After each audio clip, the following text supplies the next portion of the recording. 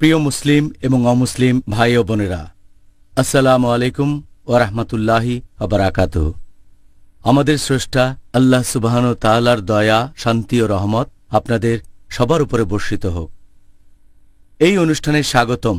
Ramzan a date with doctor Zakir. আমি আপনাদের host Yusuf chambers. আর আজকে আমাদের আলোচনার টপিক রমজান, আত্ম উন্নয়ন ও ইসলাহ দেয়ার মাস, পর্ব 1। আসসালামু আলাইকুম রহমতুল্লাহি ওয়া বারাকাতুহু। ডক্টর জাকির। ওয়ালাইকুম আসসালাম রহমতুল্লাহি ওয়া বারাকাতুহু। ডক্টর জাকির, সাধারণত আমরা প্রত্যেক অনুষ্ঠানের শুরুতেই আপনার কাছ থেকে বিভিন্ন সংজ্ঞা জেনে নেই, আর আজকের অনুষ্ঠানেও সেটা ব্যতিক্রম হবে না।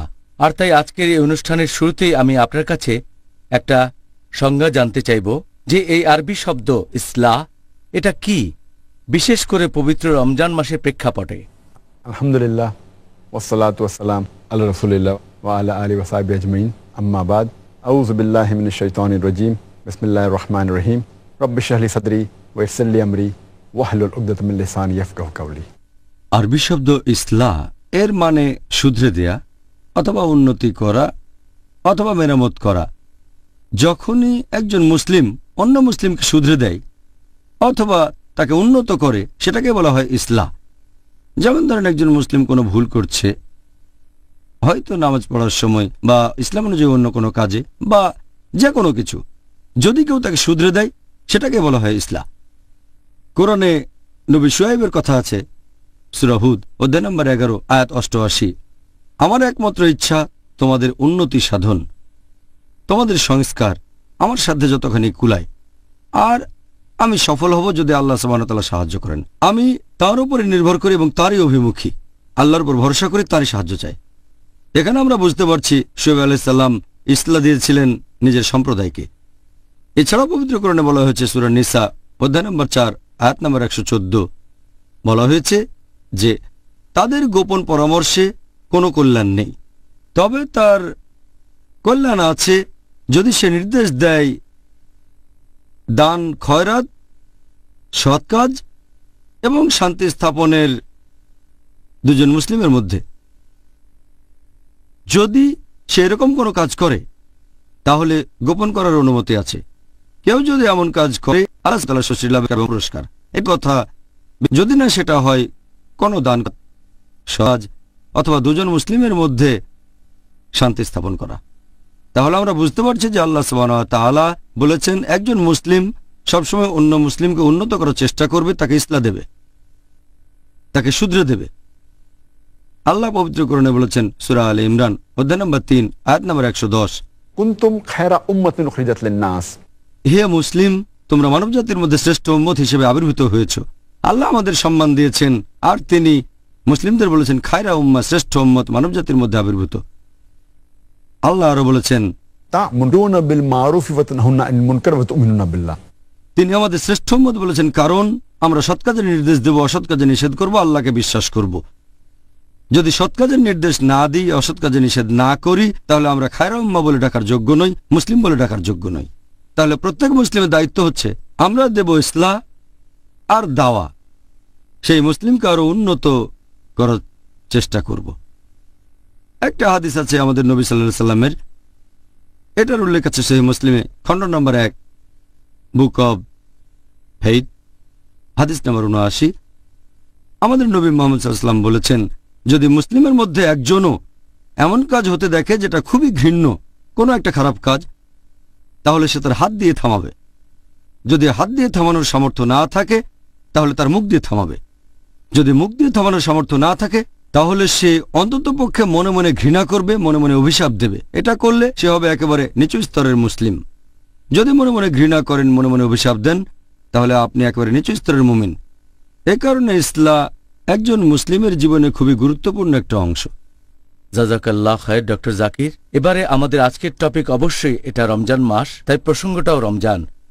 এই পবিত্র রমজান মাসকে কেন আত্ম উন্নয়ন আর ইসলাহ দেওয়ার জন্য বেছে নেওয়া হয়েছে? রমজান হচ্ছে আত্ম উন্নয়ন এবং ইসলাহ দেওয়ার সবচেয়ে সেরা মাস, কারণ আল্লাহ পবিত্র কোরআনে বলেছেন, সূরা বাকারা অধ্যায় নম্বর 2 আয়াত 183, ইয়া আইয়ুহাল্লাযিনা আমানু হে মুমিনগণ, कुतिबा अलैकुमुस सियाम তোমাদের জন্য রোজার বিধান দেওয়া হয়েছে कमा कुतिबा अलल्लज़ीना मिन कब्लिकुम যেমন বিধান দেওয়া হয়েছিল তোমাদের পূর্ববর্তীগণকে, लअल्लकुम तत्तकून, যাতে তোমরা শিখতে পারো আত্মসংযম। যদি রোজা রাখেন প্রধান উদ্দেশ্য সেটা হচ্ছে আত্মসংযম, তাকওয়া, ন্যায়নিষ্ঠতা, ধার্মিকতা, আল্লাহকে মেনে চলা। এ ব্যাপারে আমি আগেও বলেছি যে মনোবিজ্ঞানীরা বলবেন যদি ক্ষুধাকে নিয়ন্ত্রণ করতে পারেন তাহলে প্রায় সবগুলো আকাঙ্ক্ষাকে নিয়ন্ত্রণ করতে পারবেন। তাহলে রমজান মাসে আমরা যখন রোজা রাখি ইনশাআল্লাহ আমাদের যেসব সীমাবদ্ধতা আছে সেগুলোকে নিয়ন্ত্রণ করতে পারবো, কারণ ক্ষুধাকে নিয়ন্ত্রণ করতে বললে সব আকাঙ্ক্ষাকে নিয়ন্ত্রণ করা যাবে। যেসব আকাঙ্ক্ষা ইসলাম থেকে দূরে বা আল্লাহ এবং রাসূলের নির্দেশ থেকে দূরে নিয়ে যায় এটাই সেরা সুযোগ। আর তাই রমজান হল আত্ম উন্নয়ন এবং ইসলাহ দেওয়ার মাস। একইভাবে যখন ইসলাহ দিচ্ছেন, অন্য মুসলিমকে শুধরে দিচ্ছেন, সেও হয়তো রোজা, সেটা হচ্ছে তার নিজেকে উন্নত করার শ্রেষ্ঠ সময়, নিজেকে শুধরানোর শ্রেষ্ঠ সময়। এছাড়াও আমাদের নবী মুহাম্মদ সাল্লাল্লাহু আলাইহি ওয়াসাল্লাম বলেছেন, এটা আছে মুসনাদ আহমদে, খণ্ড নম্বর 2, পৃষ্ঠা নম্বর 230, হাদিস নাম্বার 7148। আমাদের প্রিয় নবী বলেছেন যে এই পবিত্র রমজান হচ্ছে সেই মাস যে মাসে বেহেশতের দরজা খোলা থাকে, দোজখের দরজা বন্ধ থাকে, আর শয়তান থাকে শেকলে বাঁধা। শয়তান যখন শেকলে বাঁধা তখন আপনার বিপথে যাওয়ার সম্ভাবনা কম, আপনি সরল পথে থাকবেন সে সম্ভাবনাই বেশি। শয়তান কম প্ররোচনা দেবে। আর এ কারণেই রমজান হলো শ্রেষ্ঠ মাস সারা বছরের মধ্যে যখন ইসলাহ দিতে পারবেন। এ সময় নিজেকে উন্নত করতে পারেন দুটোই। এই সময়টাতে শয়তান তাকে কম প্ররোচিত করবে, আর যেহেতু তখন বেহেশতের দরজা খোলা থাকে, ভালো জিনিসের দিকে আপনাকে আহ্বান করবে, দোজখের দরজা তখন বন্ধ থাকে, তাহলে আপনি পাপ কাজ থেকে দূরে থাকতে পারবেন। এই হাদিসটাই ছাড়াও আছে সুনান আল নিসাইতে, বুক অব ফাস্টিং, হাদিস নাম্বার 2106, যে পবিত্র রমজান মাসে বেহেশতের দরজা খোলা থাকে, দোজখের দরজা বন্ধ থাকে, আর শয়তান থাকে শেকলে বাঁধা। এই কথাটা আবারও আছে সহিহ বুখারীতে, খণ্ড নাম্বার 2, বুক অব ফাস্টিং, হাদিস নাম্বার 1901। আমাদের প্রিয় নবী বলেছেন যে যদি কেউ পবিত্র রমজান মাসে রোজা রাখে ঈমানের সাথে আর আল্লাহ তাআলার সন্তুষ্টি লাভের আশায়, তার অতীতের সব গুনাহ ক্ষমা করা হবে। তাহলে চিন্তা করেন, এটাই আমাদের সেরা সুযোগ। হয়তো একজন পাপী মানুষ হয়তো অনেক ভুল করেছে, আর সে যদি পুরো রমজান মাস রোজা থাকে তার অতীতের সব গুনাহ ক্ষমা করা হবে। সে অন্তত সরল পথে আসার চিন্তা করুক। তা না হলে যে অনেক পাপ করেছে সে হয়তো বলবে, ও আমি তো অনেক পাপ করেছি, আমার বেহেশতে যাওয়ার কোনো সম্ভাবনাই নেই, কিভাবে যাব, কিভাবে সরল পথে আসব। এই রমজান মাসে তার অতীতের সব গুনাহ ক্ষমা করা হতে পারে, সে নতুন করে জীবন শুরু করতে পারে। তাই আত্ম উন্নয়ন ও ইসলাহ দেওয়ার জন্য এটাই সবচেয়ে সেরা সময়, সব মুসলিমের জন্য সেরা সময়। তাহলে ডক্টর জাকির, আপনি সুন্দরভাবে ব্যাখ্যা দিলেন যে রমজান মাস আসলে 30 দিনের একটা ট্রেনিং, আর এই সময়টাতে আমরা ভালো কিছু অভ্যাস আয়ত্ত করতে পারি, বদভ্যাস থাকলে সেগুলো বাদ দিতে পারি। আমি আল্লাহ তাআলার কাছে দোয়া করছি আমরা যেন এই সুযোগটা কাজে লাগাতে পারি, আর আমরা যেন ভালো কাজ করে যেতে পারি আল্লাহ সুবহানাহু ওয়া তাআলার খাতিরে, ইনশাআল্লাহ, আমিন। এখন আপনি কি আমাদের এটা ব্যাখ্যা করে বলবেন যে বড় গুনাহ বা গুরুতর পাপ জিনিসটা আসলে কি?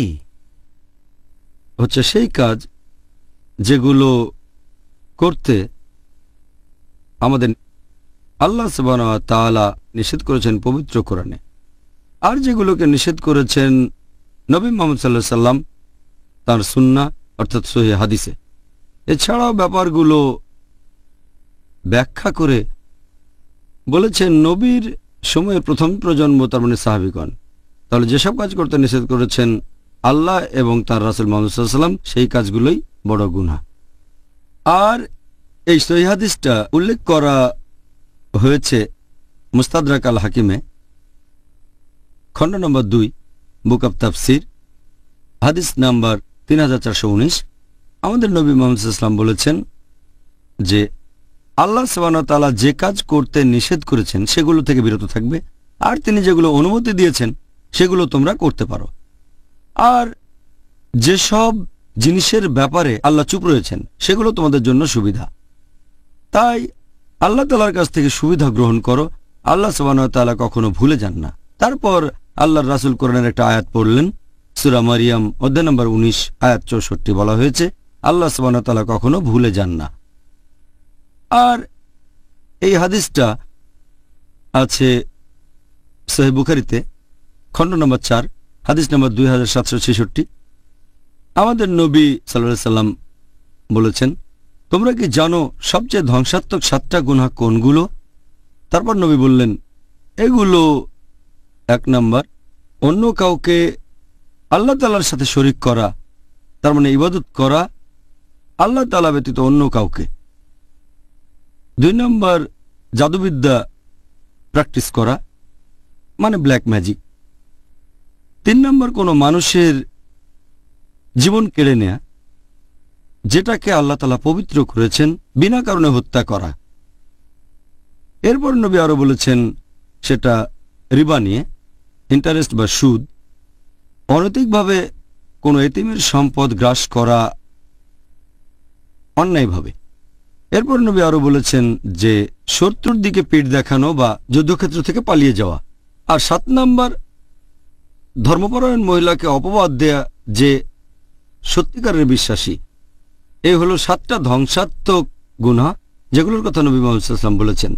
তবে ইবনে আব্বাস রাদিয়াল্লাহু আনহুকে প্রশ্ন করা হলো, এটা উল্লেখ করা হয়েছে আত-তাবরির কমেন্ট্রিতে, খণ্ড নম্বর 4 হাদিস নম্বর 9207। ইবনে আব্বাস রাদিয়াল্লাহু আনহুকে প্রশ্ন করা হলো যে বড় গুনাহ কি 7টা? ইবনে আব্বাস রাদিয়াল্লাহু আনহু বললেন, 7-এর বদলে 70 হলো এখানে কাছাকাছি সংখ্যা।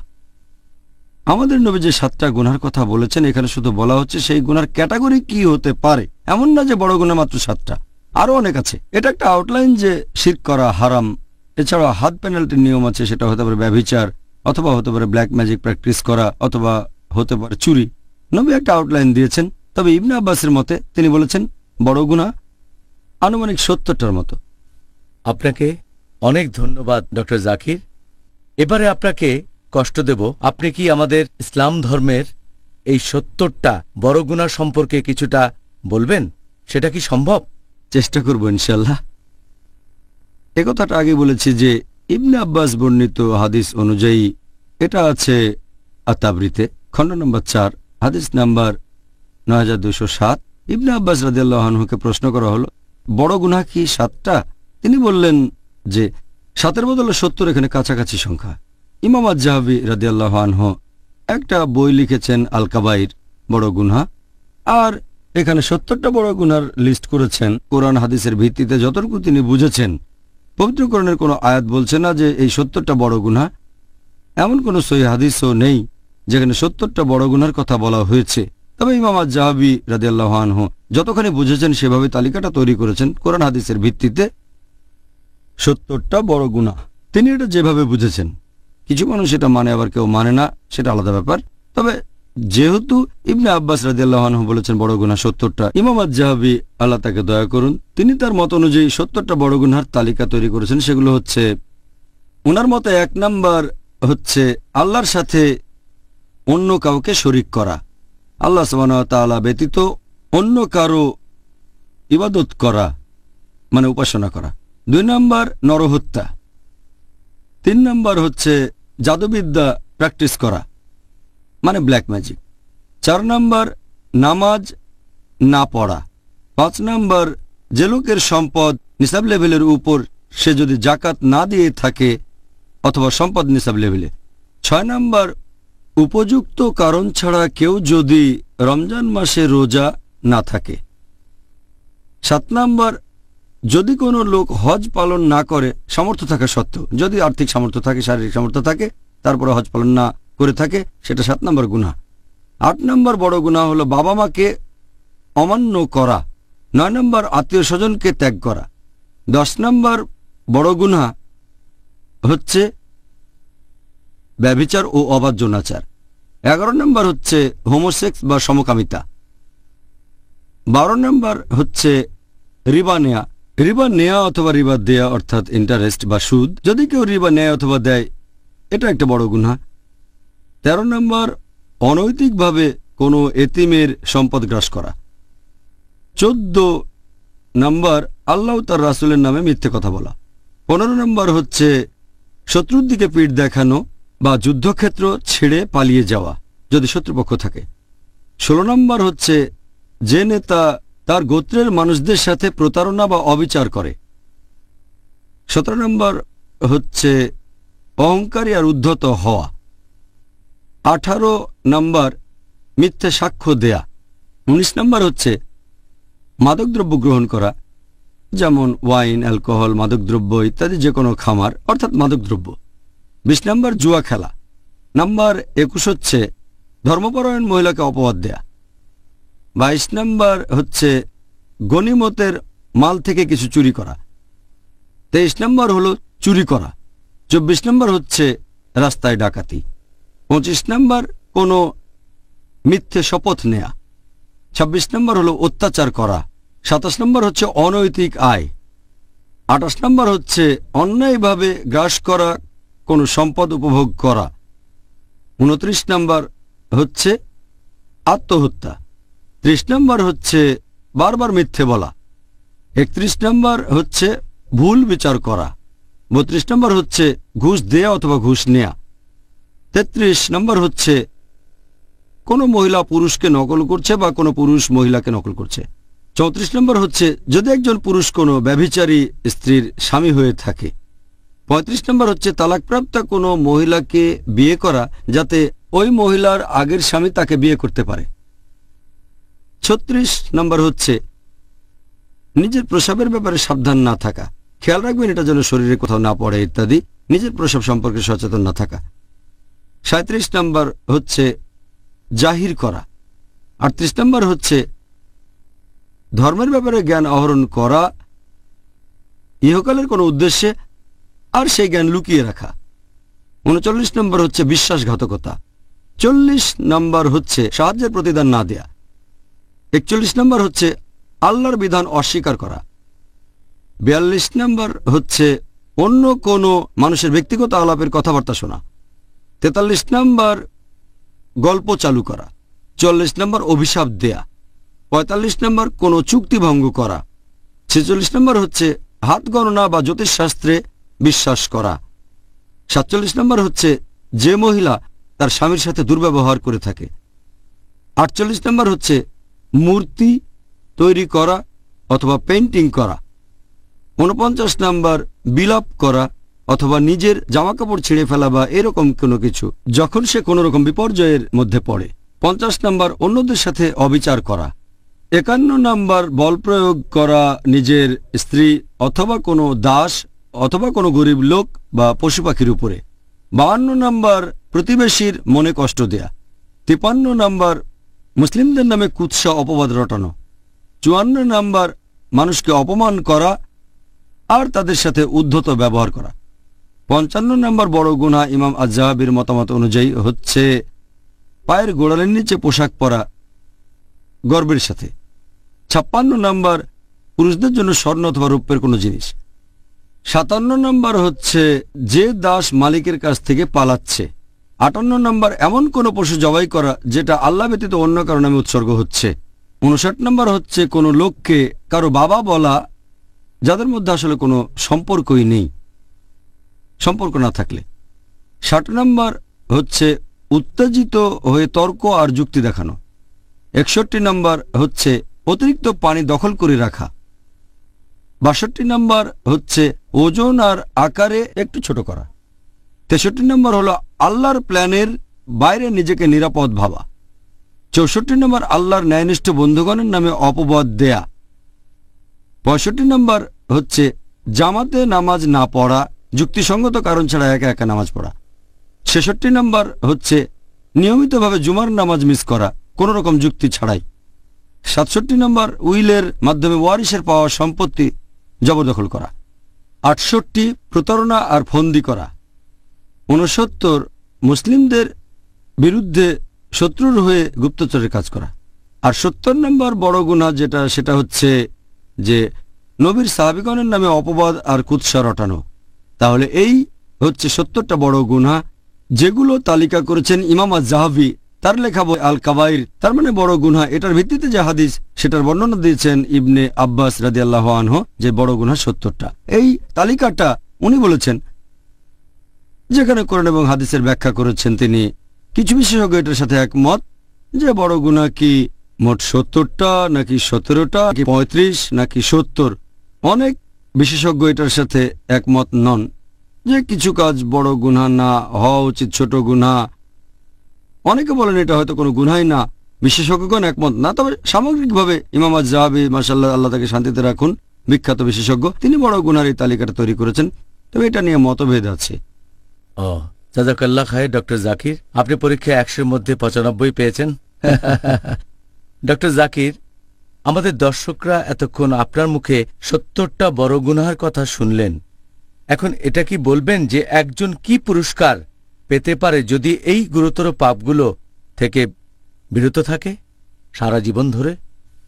আল্লাহ পবিত্র কোরআনে বলেছেন, সূরা নিসা অধ্যায় নম্বর 4 আয়াত নম্বর 31, যে যদি তোমাদেরকে যা নিষিদ্ধ করা হয়েছে তার মধ্যে যা গুরুতর সেগুলো থেকে বিরত থাকো, তাহলে আল্লাহ সুবহানাহু ওয়া তাআলা তোমাদের লঘুতর পাপগুলো মোচন করে দেবেন এবং সম্মানজনক স্থানে তোমাদের দাখিল করবেন। তার মানে যদি বড় গুনাহ থেকে বিরত থাকেন, আল্লাহ সুবহানাহু ওয়া তাআলা আপনার ছোট ছোট পাপগুলো সব মুছে দেবেন। তার মানে আপনাকে বেহেশতে জায়গা দেবেন। আল্লাহ এটা আবার বলেছেন সূরা শুরা অধ্যায় নম্বর 42 আয়াত নম্বর 37। আল্লাহ বলেছেন যে যদি তোমরা বিরত থাকো গুরুতর পাপ ও অশ্লীল কাজ থেকে, এবং তারা যখন কারো উপর রেগে যায় কিন্তু তারপরও ক্ষমা করে, এখানে বলা হচ্ছে তাদের কথা যারা বেহেশতে যাবেন। এরপর পবিত্র কোরআনে আছে সূরা নাজম অধ্যায় নম্বর 53 আয়াত নম্বর 32, যদি তুমি বিরত থাকো গুরুতর পাপ থেকে, বড় গুনাহ থেকে ও অশ্লীল কার্যকলাপ থেকে, আর যদি তখন ছোটখাটো অপরাধ করো, ছোট গুনাহ, নিশ্চয়ই আল্লাহ সুবহানাহু ওয়া তাআলা পরম দয়ালু ও ক্ষমাশীল। তার মানে যদি আপনি বড় গুনাহ থেকে বিরত থাকেন আর তারপরও যদি ছোটখাটো অপরাধ করে ফেলেন, ইনশাআল্লাহ আল্লাহ আপনাকে ক্ষমা করবেন, আপনি বেহেশতে যেতে পারবেন। একটা হাদিস মুহাম্মদ সাল্লাল্লাহু আলাইহি ওয়াসাল্লামের, এটা আছে সহিহ মুসলিমে খণ্ড নম্বর 1 হাদিস নম্বর 450, বলা হয়েছে যে দিনের 5 ওয়াক্ত নামাজ আর এক শুক্রবারের নামাজ থেকে পরের শুক্রবারের নামাজ আর এক রমজান থেকে পরের রমজান, এ সময় আপনি পাপ থেকে মুক্ত হতে পারেন যদি এই সময় কোনো গুরুতর পাপ না করেন। তার মানে যদি বড় গুনাহ থেকে বিরত থাকেন আর দিনে 5 ওয়াক্ত নামাজ পড়লেন, এক শুক্রবার থেকে পরের শুক্রবারের নামাজ, এক রমজান থেকে পরের রমজান, আপনার সব গুনাহ ক্ষমা করা হবে যদি আপনি বড় গুনাহ থেকে বিরত থাকেন। যদি বড় গুনাহ থেকে বিরত থাকেন, ইনশাআল্লাহ আপনি বেহেশতে যেতে পারবেন। মাশাআল্লাহ, তাহলে তো বিরত থাকার ভালো কারণ পাওয়া গেল। এখন আমাদের অনুষ্ঠানের বাকি সময়টাতে আর পরের পর্বগুলোতেও ইনশাআল্লাহ আমরা চেষ্টা করব কিছু গুরুতর পাপ নিয়ে আলোচনা করতে। যদিও 70টার সবগুলো আলোচনা করার সময় আমরা এখানে পাব না, আরও চেষ্টা করব এই পাপগুলো থেকে বিরত থাকার কিছু পথ বাতলে দিতে। যে এই গুরুতর পাপগুলোর মধ্যে সবচাইতে মারাত্মক গুনাহ কোনটা? 1 নম্বর বড় গুনাহ, সবচেয়ে মারাত্মক সব গুনার মধ্যে, সেটা হচ্ছে আল্লাহ তাআলার সাথে অন্য কাউকে শরীক করা, মানে শিরক। আল্লাহ পবিত্র কোরআনে বলেছেন সূরা নিসা অধ্যায় নম্বর 4 আয়াত নম্বর 48, আল্লাহ সুবহানাহু ওয়া তাআলা তার সাথে অন্য কাউকে শরীক করা কখনোই ক্ষমা করবেন না। এটা ব্যতীত তিনি চাইলে যাকে ইচ্ছা ক্ষমা করতে পারেন। আল্লাহ কথাটা আবারও বলেছেন সূরা নিসা অধ্যায় নম্বর 4 আয়াত নম্বর 116, আল্লাহ সুবহানাহু ওয়া তাআলা নিশ্চয়ই তার সাথে অন্য কাউকে শরীক করা কখনোই ক্ষমা করবেন না। এটা ব্যতীত অন্য যে কোনো কিছু চাইলে ক্ষমা করতে পারেন। কেউ যদি আল্লাহ তাআলার পাশাপাশি অন্য কারো ইবাদত করে, সে ভীষণভাবে পথভ্রষ্ট হয়। আর অনেক সহিহ হাদিসে এই কথা বলা হয়েছে যে সবচেয়ে গুরুতর যে পাপ সেটা হচ্ছে শিরক। একটা হাদিস সহিহ বুখারীতে খণ্ড নম্বর 9 হাদিস নাম্বার 6871, প্রিয় নবী মুহাম্মদ সাল্লাল্লাহু আলাইহি ওয়াসাল্লাম বলেছেন, গুরুতর পাপগুলোর মধ্যে সবচেয়ে বড় হচ্ছে আল্লাহ তাআলার সাথে কাউকে শরীক করা।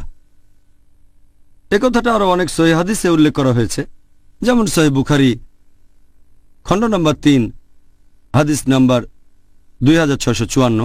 আমাদের নবী সাহাবীগণকে বললেন, তোমরা কি জানো গুরুতর পাপগুলোর মধ্যে সবচেয়ে বড় গুনাহ কোনটা? সাহাবীগণ উত্তরে বললেন যে আল্লাহ রাসূলই সবচেয়ে ভালো জানেন। আল্লাহ রাসূল বললেন যে আল্লাহর সাথে কাউকে শরীক করা সবচেয়ে বড় গুনাহ, আল্লাহ সুবহানাহু ওয়া তাআলা ব্যতীত অন্য কারো উপাসনা করা। পবিত্র কোরআনেও বেশ কিছু আয়াত আছে যেগুলো এই ধরনের কথা বলছে যে শিরক হচ্ছে খুবই মারাত্মক গুনাহ, এটা সবচেয়ে বড় গুনাহের একটা। আল্লাহ বলেছেন সূরা মাইদা অধ্যায় নম্বর 5 আয়াত নম্বর 72, ইন্নাম ইশরিক বিল্লাহ, কেউ আল্লাহর সাথে অন্য কাউকে শরীক করলে ফাকাদ হারামাল্লাহু আলাইহিল জান্নাহ, আল্লাহ তার জন্য বেহেশত নিষিদ্ধ করবেন, জান্নাত তার জন্য নিষিদ্ধ, ওয়া মাওয়াহুন নার ওয়া মা লিযালিমিন আনসার, এবং তার বাসস্থান হবে দোজখ, আর পরকালে তার জন্য কোনো সাহায্যকারী থাকবে না। আল্লাহ বলেছেন সূরা লুকমান অধ্যায় নম্বর 31 আয়াত নম্বর 13, আল্লাহ সুবহানাহু ওয়া তাআলার সাথে অন্য কাউকে শরীক করো না, আল্লাহর সাথে অন্য কাউকে শরীক করো না আল্লাহ ব্যতীত। যদি কেউ নকল ঈশ্বরের উপাসনা করে, এটা হচ্ছে গুরুতর পাপগুলোর মধ্যে সবচেয়ে বড়, তার মানে সবচেয়ে বড় পাপ ইসলাম ধর্মে সেটা শিরক, আল্লাহ সুবহানাহু ওয়া তাআলার সাথে অন্য কাউকে শরীক করা। আল্লাহ রাসূল আরো বলেছেন সহিহ মুসলিম খণ্ড নম্বর 4 হাদিস নম্বর 7114, নবী মুহাম্মদ সাল্লাল্লাহু আলাইহি ওয়াসাল্লাম বলেছেন যে আল্লাহ সুবহানাহু ওয়া তাআলা বলেছেন, আমি একাই হলাম স্বয়ং সম্পূর্ণ, আমার কোনো সাহায্যকারীর প্রয়োজন নেই। যদি কেউ কোনো কাজ করে অন্য কারো জন্য আর পাশাপাশি আমার জন্য, আমি সেটা ত্যাগ করি, কারণ সে অন্য কাউকে শরীক করেছে এখানে, তাহলে আল্লাহ সুবহানাহু ওয়া তাআলার কোনো রকম শরীকের প্রয়োজন নেই, তিনি একাই স্বয়ংসম্পূর্ণ। সেজন্য শিরক ইসলামে সবচেয়ে বড় গুনাহ। জাযাকাল্লাহ খায়ের, সুন্দর বলেছেন ডক্টর জাকির। আর আমরা এটা আশেপাশে দেখতে পাই যে এই গুরুতর পাপটা পৃথিবী জুড়ে করে বেড়াচ্ছে বিভিন্ন অমুসলিম সম্প্রদায়ের লোকজন। এখন আমরা মুসলিমরা কি এই পাপ থেকে মুক্ত, নাকি মুসলিমদের মধ্যেও অনেকেই পাপ করে? দুর্ভাগ্যজনকভাবে অমুসলিমদের পাশাপাশি অনেক মুসলিমও আছে যারা শিরক করে থাকে। গুরুতর পাপের মধ্যে যেটা সবচেয়ে মারাত্মক গুনাহ। আর অনেক সময় অনেক মুসলিম আল্লাহ তাআলাকে বাদ দিয়ে তারা অন্য কাউকে রাখতে থাকে, আল্লাহকে বাদ দিয়ে অন্য কারো কাছে সাহায্য চায়। তারা আল্লাহ তাআলাকে বাদ দিয়ে অন্য কারোর জন্য ইবাদত করে, তারা অন্য কিছুর সাহায্য চায় আল্লাহ তাআলা ব্যতীত।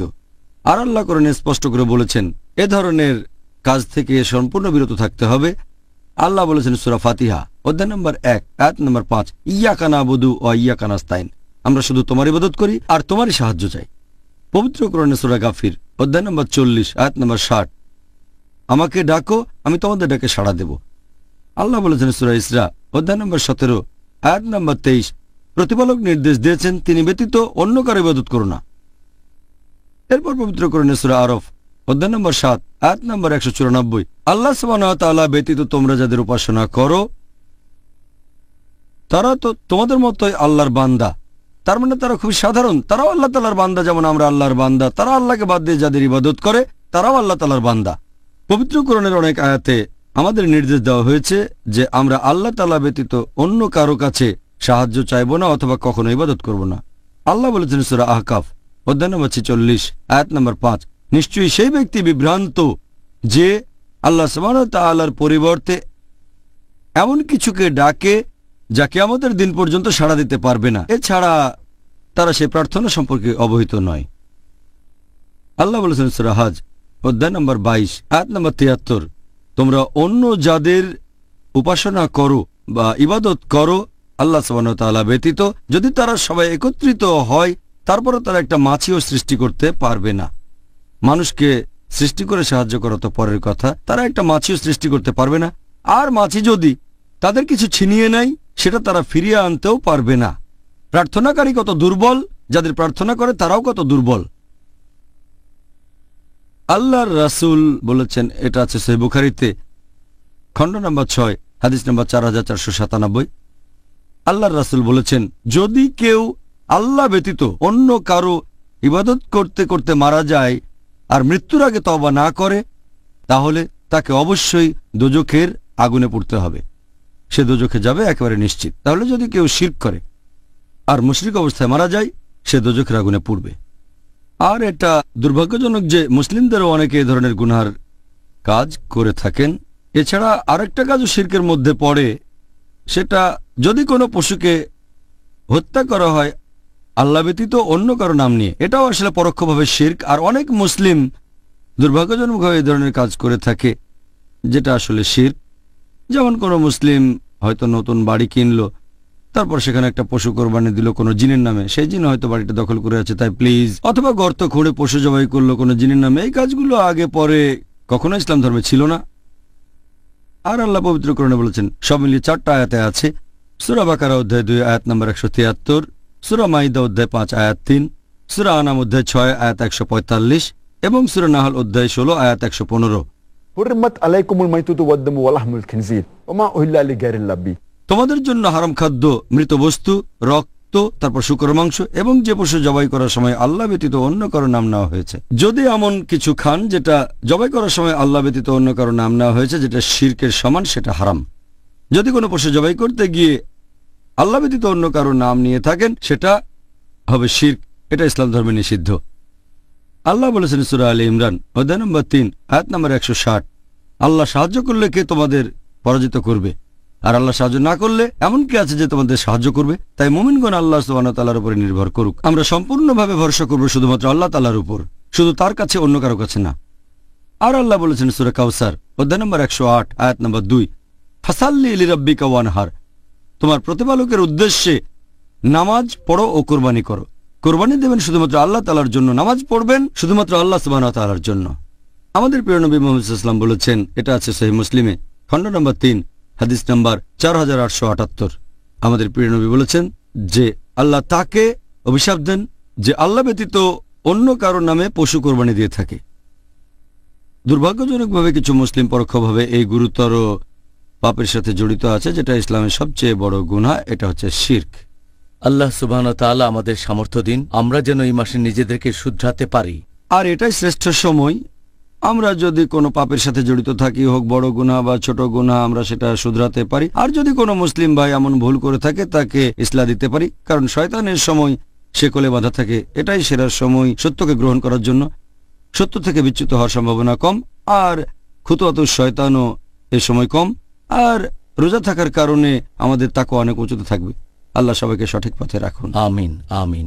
বিশেষ করে এই মাসে অবশ্যই। ডক্টর জাকির, গুরুতর পাপগুলোর তালিকা আপনি বলেছিলেন যে অন্যায়ভাবে নিরীহ মানুষ হত্যা করা হচ্ছে অন্যতম একটা গুরুতর পাপ, কিন্তু দুর্ভাগ্যজনকভাবে মিডিয়া প্রচার করছে যে মুসলিমরা নিরীহ মানুষ হত্যা করাকে সমর্থন করে আর নিজেরাও তাই করে।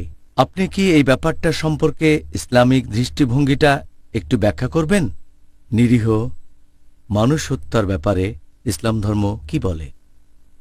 আল্লাহ সুবহানাহু ওয়া তাআলা স্পষ্ট করে বলেছেন সূরা মাইদা অধ্যায় নম্বর 5 আয়াত নম্বর 32 যে কেউ যদি অন্য কোনো মানুষকে হত্যা করে, সেটা যদি হত্যার অপরাধ বা বিশৃঙ্খলা সৃষ্টির অপরাধে না হয়, তাহলে সে যেন পুরো মানব জাতিকে হত্যা করল।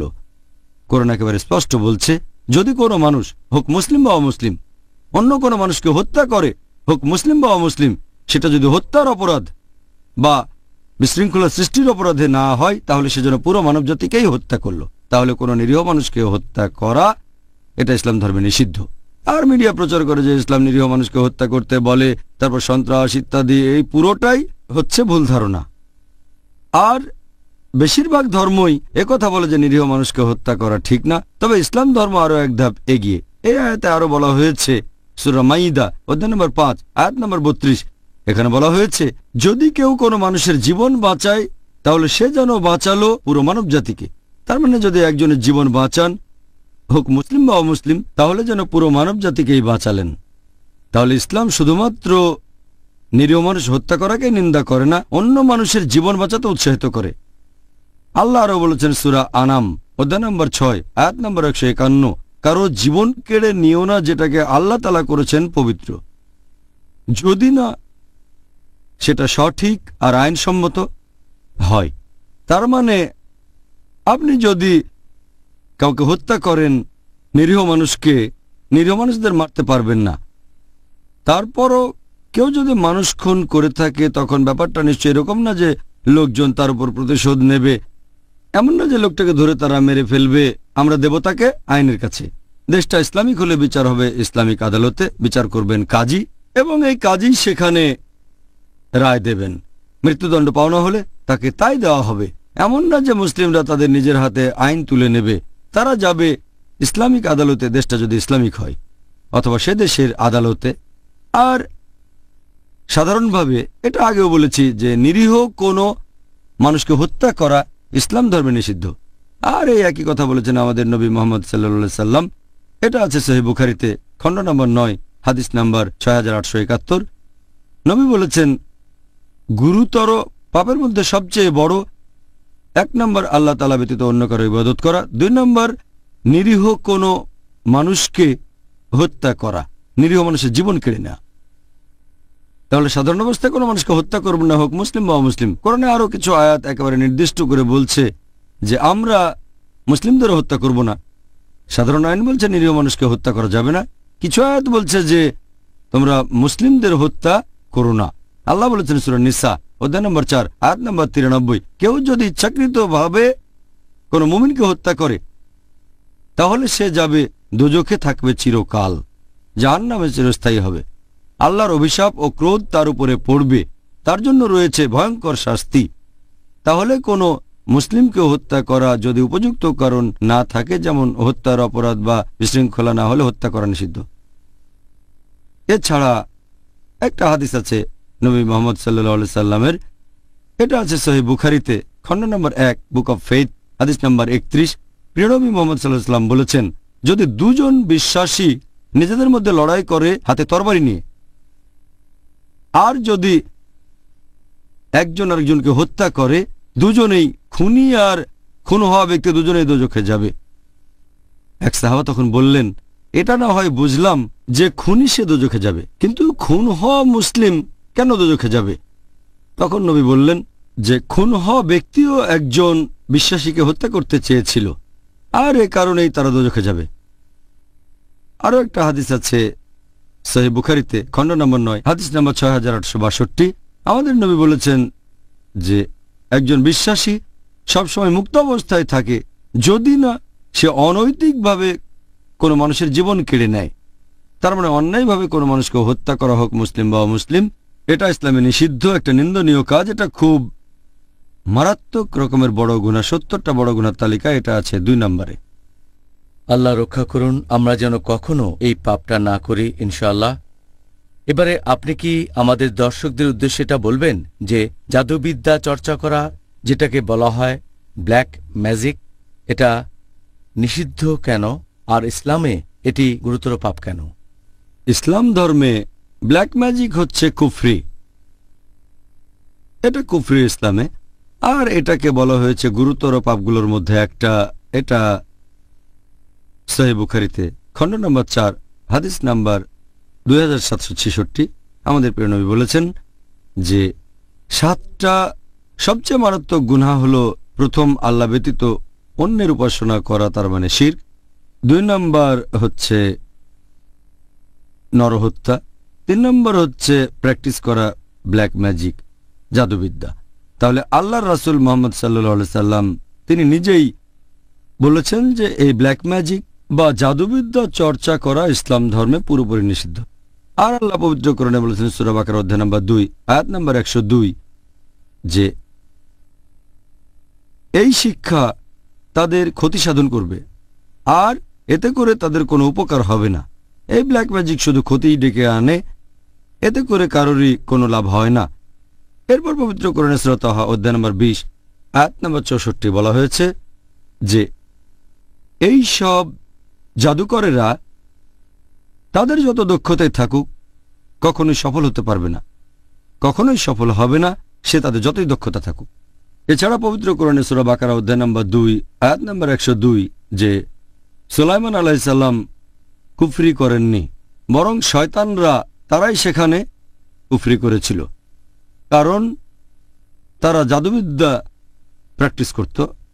আর অন্যান্য জিনিস যেগুলো পাঠানো হয়েছিল ব্যাবিলন শহরে 2 ফেরেশতার কাছে, হারুত ও মারুত, তবে এই 2 ফেরেশতা তারা কখনোই কুফরি করেনি, কখনোই অবিশ্বাস করেনি, তারা কখনো জাদুবিদ্যা প্র্যাকটিস করেনি, বরং সবসময় মানুষকে বলতেন আমরা এখানে এসেছি পরীক্ষার স্বরূপ, এটা পরীক্ষা, তাই তোমরা অবিশ্বাস করো না। এবং জাদুবিদ্যা প্র্যাকটিস করো না। তাহলে জাদুবিদ্যা ইসলাম অনুযায়ী এটা কুফরি। আর কোনো লোক জাদুবিদ্যা প্র্যাকটিস করলে তার শাস্তি হবে মৃত্যুদণ্ড। দুর্ভাগ্যজনকভাবে অনেক মুসলিম জাদুবিদ্যা প্র্যাকটিস করে। অনেক মুসলিম আবার এমন লোকের কাছেও যায় যে জাদুবিদ্যার সাহায্যে কারো প্রতিহিংসাকে বাস্তবায়িত করবে। জাদু দিয়ে শত্রুর ক্ষতি, এটা ইসলামে পুরোপুরি হারাম, পুরোপুরি নিষিদ্ধ। দুর্ভাগ্যজনকভাবে কিছু মুসলিম তাদের উপর জাদু করা হলে তারা কোনো জাদুকরের কাছে যায়, সেই জাদু থেকে বাঁচার জন্য জাদুকরকে অনুরোধ করে। এখানে আপনি সাহায্য চাইবেন আল্লাহ সুবহানাহু ওয়া তাআলার কাছে। আর আল্লাহ সুবহানাহু ওয়া তাআলা অবতীর্ণ করেছেন মুআজাতিন, কোরআনের শেষ দুটো সূরা, অধ্যায় নম্বর 113 মানে সূরা ফালাক, এরপর অধ্যায় নম্বর 114 সূরা নাস। কুল আউযু বিরাব্বিল ফালাক, আমি আশ্রয় চাচ্ছি উষার স্রষ্টার কাছে। কুল আউযু বিরাব্বিন নাস, আমি আশ্রয় চাচ্ছি মানুষের প্রতিপালকের কাছে। এছাড়াও সূরা ফালাকে আরও আছে যে আশ্রয় চাচ্ছি তাদের কাছ থেকে যারা জাদুবিদ্যা করে। তারপর সূরা নাস অধ্যায় 114, যারা কুমন্ত্রণা দেয় মানুষের অন্তরে। এই সূরা দুটো নাজিল করা হয়েছে বিশেষ করে এই জাদুবিদ্যা বা ব্ল্যাক ম্যাজিকের বিরুদ্ধে রক্ষা কবচ হিসেবে। তাহলে জাদুবিদ্যা বা ব্ল্যাক ম্যাজিক ইসলাম অনুযায়ী গুরুতর আরোপগুলোর মধ্যে একটা, আর প্রত্যক্ষ বা পরোক্ষভাবে জাদুবিদ্যার সাথে জড়িত হওয়া নিষিদ্ধ। জাযাকাল্লাহ। ডক্টর জাকির, এবার আপনার কাছে অনুষ্ঠানের শেষ প্রশ্ন। বাবা মাকে সম্মান করার ব্যাপারে ইসলাম ধর্ম আমাদের কি বলছে? এটা আগেই বলেছি, বাবা মাকে সম্মান না করা এটা 8 নম্বরে সেই 70টা গুরুতর পাপের তালিকায় যেটা করেছেন ইমাম আয-যাহাবী। বাবা মাকে অসম্মান করা একটা গুরুতর পাপ। সেজন্য পবিত্র কোরআনে অনেক আয়াত আছে আর সহিহ হাদিস যেখানে বাবা মার প্রতি সম্মান দেখানোকে যথেষ্ট গুরুত্ব দেওয়া হয়েছে। আল্লাহ পবিত্র কোরআনে বলেছেন সূরা ইসরা অধ্যায় নম্বর 17 আয়াত নম্বর 23 ও 24, আল্লাহ বলেছেন যে তোমাদের নির্দেশ দিয়েছি আল্লাহ ব্যতীত কারো উপাসনা করবে না, আর বাবা মার সাথে সদ্ব্যবহার করো।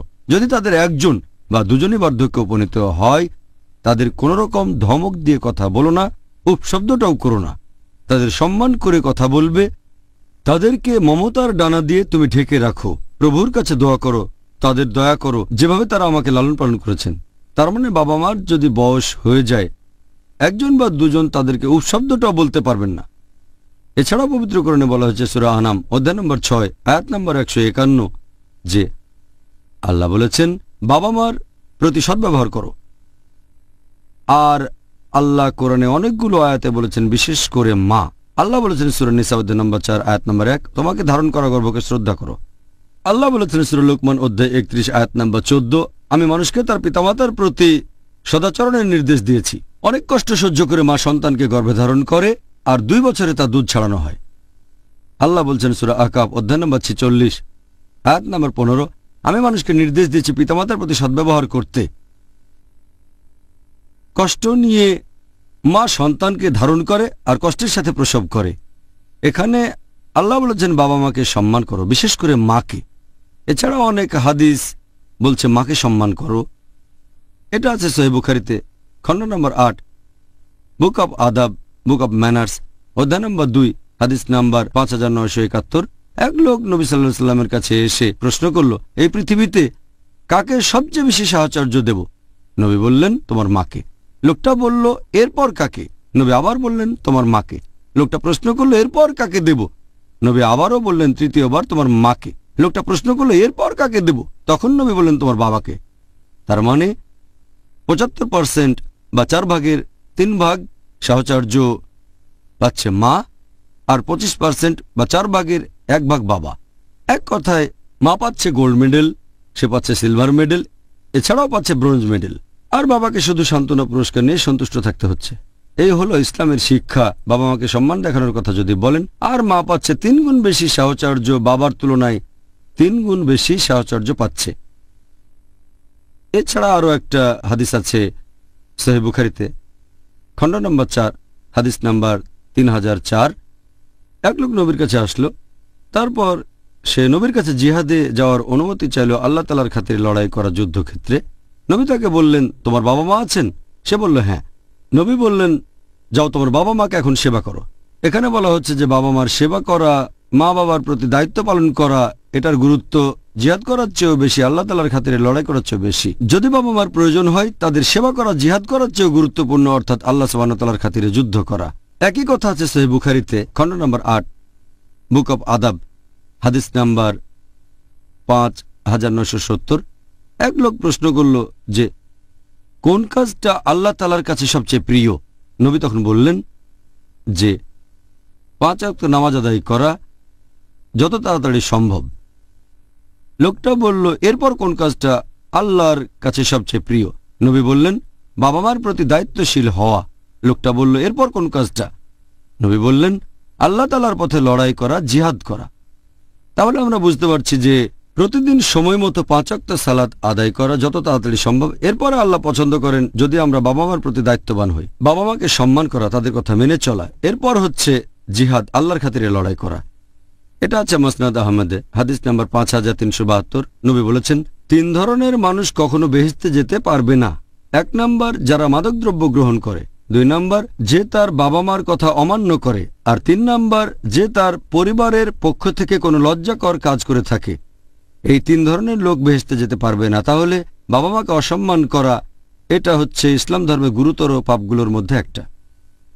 জাযাকাল্লাহ খায়ের। আরও একবার ডক্টর জাকির নায়েক এই সুন্দর উত্তরের জন্য আমরা অনেক কিছু জানতে পেরেছি। আমাদের ভাই ও বোনদের যারা এই অনুষ্ঠানটা দেখছেন, দর্শকরা এখন বুঝতে পারবেন যে আগামী 10 দিনে তাদের কি কি করা উচিত। ইনশাআল্লাহ তারা এই কথাগুলো সেই ভাই বোনদের মধ্যে ছড়িয়ে দেবেন যারা আজকের অনুষ্ঠানটা দেখেননি। জাযাকাল্লাহ খায়ের। ভাই ও বোনেরা, যা বলেছিলাম অনেক কিছু জেনেছেন, অনেক উপদেশ পেয়েছেন, অনেক ভালো কিছু উপদেশ পেয়েছেন ডক্টর জাকিরের মাধ্যমে, যার টপিক ছিল আত্ম উন্নয়ন এই পবিত্র রমজান মাসে এবং ইসলাহ। আশা করব ভাই ও বোনেরা আপনারা এই উপদেশগুলো আপনাদের কাজে লাগাবেন।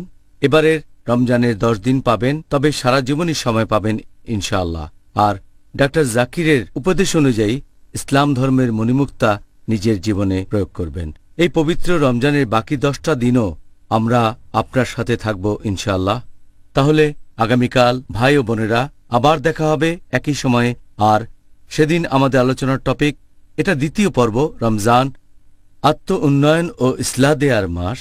আসসালামু আলাইকুম ওয়া রাহমাতুল্লাহি। মুসলিম সেটা যদি হত্যার অপরাধ বা বিশৃঙ্খলা সৃষ্টির অপরাধে না হয়, তাহলে সেজন্য পুরো মানবজাতিকেই হত্যা করলো। তাহলে কোনো নিরীহ মানুষকে হত্যা করা এটা ইসলাম ধর্মে নিষিদ্ধ। আর মিডিয়া প্রচার করে যে ইসলাম নিরীহ মানুষকে হত্যা করতে বলে, তারপর সন্ত্রাস ইত্যাদি, এই পুরোটাই হচ্ছে ভুল ধারণা। আর বেশিরভাগ ধর্মই একথা বলে যে নিরীহ মানুষকে হত্যা করা ঠিক না। তবে ইসলাম ধর্ম আরো এক ধাপ এগিয়ে। এই আয়াতে আরো বলা হয়েছে, সূরা মাইদা অধ্যায় নম্বর 5 আয়াত নম্বর 32, এখানে বলা হয়েছে যদি কেউ কোনো মানুষের জীবন বাঁচায় তাহলে সে যেন বাঁচালো পুরো মানব জাতিকে। তার মানে যদি একজনের জীবন বাঁচান, হোক মুসলিম বা অমুসলিম, তাহলে যেন পুরো মানব জাতিকেই বাঁচালেন। তাহলে ইসলাম শুধুমাত্র নিরীহ মানুষ হত্যা করাকে নিন্দা করে না, অন্য মানুষের জীবন বাঁচাতে উৎসাহিত করে। আল্লাহ আরো বলেছেন সূরা আনাম অধ্যায় নম্বর 6 আয়াত নম্বর 151, কারো জীবন কেড়ে নিও না যেটাকে আল্লাহ তাআলা করেছেন পবিত্র, যদি না সেটা সঠিক আর আইনসম্মত হয়। তার মানে আপনি যদি কাউকে হত্যা করেন, নিরীহ মানুষকে, নিরীহ মানুষদের মারতে পারবেন না।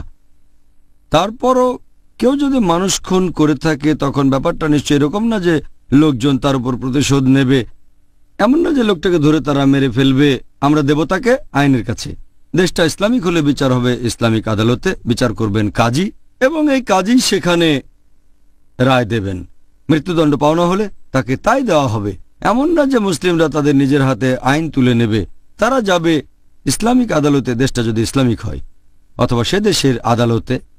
আর সাধারণভাবে এটা আগেও বলেছি যে নিরীহ কোনো মানুষকে হত্যা করা ইসলাম ধর্মে নিষিদ্ধ। আর এই একই কথা বলেছেন আমাদের নবী মুহাম্মদ সাল্লাল্লাহু আলাইহি সাল্লাম। এটা আছে সহিহ বুখারীতে খণ্ড নম্বর 9 হাদিস নাম্বার 6871।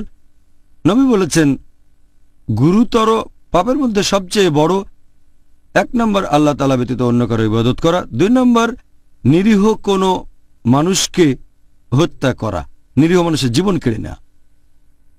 তাহলে সাধারণ অবস্থায় কোনো মানুষকে হত্যা করব না, হোক মুসলিম বা অমুসলিম। কোরআনে আরো কিছু আয়াত একেবারে নির্দিষ্ট করে বলছে যে আমরা মুসলিমদের হত্যা করব না। সাধারণ আইন বলছে নিরীহ মানুষকে হত্যা করা যাবে না। কিছু আয়াত বলছে যে তোমরা মুসলিমদের হত্যা করো না। আল্লাহ বলেছেন সূরা নিসা অধ্যায় নম্বর 4 আয়াত নম্বর 93, কেউ যদি ইচ্ছাকৃতভাবে কোনো মুমিনকে হত্যা করে তাহলে সে যাবে দোজখে, থাকবে চিরকাল, জাহান্নামে চিরস্থায়ী হবে। আল্লাহর অভিশাপ ও ক্রোধ তার উপরে পড়বে, তার জন্য রয়েছে ভয়ঙ্কর শাস্তি। তাহলে কোনো মুসলিমকে হত্যা করা যদি উপযুক্ত কারণ না থাকে, যেমন হত্যার অপরাধ বা বিশৃঙ্খলা না হলে হত্যা করা নিষিদ্ধ। এছাড়া একটা হাদিস আছে নবী মুহাম্মদ সাল্লাল্লাহু আলাইহি সাল্লামের, এটা আছে সহিহ বুখারীতে, খণ্ড নম্বর 1, বুক অব ফেইথ, হাদিস নম্বর 31। প্রিয় নবী মুহাম্মদ সাল্লাল্লাহু আলাইহি সাল্লাম বলেছেন, যদি দুজন বিশ্বাসী নিজেদের মধ্যে লড়াই করে হাতে তরবারি নিয়ে, আর যদি একজন আরেকজনকে হত্যা করে, দুজনেই খুনি আর খুন হওয়া ব্যক্তি দুজনেই দোজখে যাবে। এক সাহাবা তখন বললেন, এটা না হয় বুঝলাম যে খুনি সে দোজখে যাবে, কিন্তু খুন হওয়া মুসলিম কেন দোজখে যাবে? তখন নবী বললেন যে খুন হওয়া ব্যক্তিও একজন বিশ্বাসীকে হত্যা করতে চেয়েছিল, আর এ কারণেই তারা দোজখে যাবে। আরও একটা হাদিস আছে সহিহ বুখারীতে, খণ্ড নম্বর 9, হাদিস নম্বর 6862। আমাদের নবী বলেছেন যে একজন বিশ্বাসী সবসময় মুক্ত অবস্থায় থাকে যদি না সে অনৈতিকভাবে কোনো মানুষের জীবন কেড়ে নেয়। তার মানে অন্যায়ভাবে কোনো মানুষকে হত্যা করা হোক মুসলিম বা অমুসলিম, এটা ইসলামে নিষিদ্ধ, একটা নিন্দনীয় কাজ। এটা খুব মারাত্মক রকমের বড় গুনাহ, 70টা বড় গুনার তালিকা এটা আছে 2 নম্বরে। আল্লাহ রক্ষা করুন আমরা যেন কখনো এই পাপটা না করি, ইনশাআল্লাহ। এবারে আপনি কি আমাদের দর্শকদের উদ্দেশ্যে এটা বলবেন যে জাদুবিদ্যা চর্চা করা, যেটাকে বলা হয় ব্ল্যাক ম্যাজিক, এটা নিষিদ্ধ কেন, আর ইসলামে এটি গুরুতর পাপ কেন? ইসলাম ধর্মে ব্ল্যাক ম্যাজিক হচ্ছে কুফরি, এটা কুফরি ইসলামে, আর এটাকে বলা হয়েছে গুরুতর পাপগুলোর মধ্যে একটা। এটা সহিহ বুখারীতে, খণ্ড নম্বর 4, হাদিস নাম্বার 2766।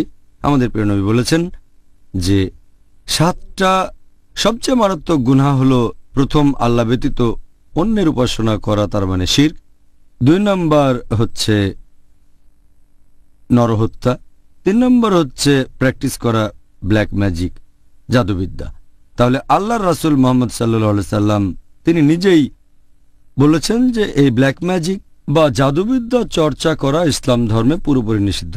আর আল্লাহ পবিত্র কোরআনে বলেছেন সূরা বাকারা অধ্যায় নম্বর 2, আয়াত নম্বর 102, যে এই শিক্ষা তাদের ক্ষতি সাধন করবে, আর এতে করে তাদের কোনো উপকার হবে না। এই ব্ল্যাক ম্যাজিক শুধু ক্ষতিই ডেকে আনে, এতে করে কারোরই কোনো লাভ হয় না। এরপর পবিত্র কোরআনে সূরা তাহা অধ্যায় নম্বর 20, আয়াত নম্বর 64 বলা হয়েছে যে এই সব জাদুকরেরা তাদের যত দক্ষতায় থাকুক কখনোই সফল হতে পারবে না, কখনোই সফল হবে না, সে তাদের যতই দক্ষতা থাকুক। এছাড়া পবিত্র কোরআনে সূরা বাকারা অধ্যায় নম্বর 2, আয়াত নম্বর 102, যে সুলাইমান আলাইহিস সালাম কুফরি করেননি, বরং শয়তানরা তারাই সেখানে কুফরি করেছিল, কারণ তারা জাদুবিদ্যা প্র্যাকটিস করত। আর অন্যান্য জিনিস যেগুলো পাঠানো হয়েছিল ব্যাবিলন শহরে 2 ফেরেশতার কাছে, হারুত ও মারুত, তবে এই 2 ফেরেশতা তারা কখনোই কুফরি করেনি, কখনোই অবিশ্বাস করেনি, তারা কখনো জাদুবিদ্যা প্র্যাকটিস করেনি, বরং সবসময় মানুষকে বলতেন আমরা এখানে এসেছি পরীক্ষার স্বরূপ, এটা পরীক্ষা, তাই তোমরা অবিশ্বাস করো না এবং জাদুবিদ্যা প্র্যাকটিস করো না। তাহলে জাদুবিদ্যা ইসলাম অনুযায়ী এটা কুফরি, আর কোনো লোক জাদুবিদ্যা প্র্যাকটিস করলে তার শাস্তি হবে মৃত্যুদণ্ড।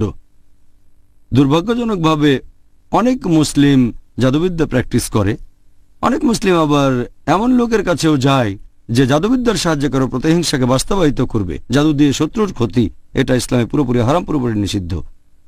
দুর্ভাগ্যজনকভাবে কিছু মুসলিম তাদের উপর জাদু করা হলে তারা কোনো জাদুকরের কাছে যায়, সেই জাদু থেকে বাঁচার জন্য জাদুকরকে অনুরোধ করে। এখানে আপনি সাহায্য চাইবেন আল্লাহ সুবহানাহু ওয়া তাআলার কাছে, আর আল্লাহ সুবহানাহু ওয়া তাআলা অবতীর্ণ করেছেন মুআজ্জাতিন, কোরআনের শেষ 2টো সূরা, অধ্যায় নম্বর 113 মানে সূরা ফালাক, এরপর অধ্যায় নম্বর 114 সূরা নাস। কুল আউযু বিরাব্বিল ফালাক, আমি আশ্রয় চাচ্ছি উষার স্রষ্টার কাছে। কুল আউযু বিরাব্বিন নাস, আমি আশ্রয় চাচ্ছি মানুষের প্রতিপালকের কাছে।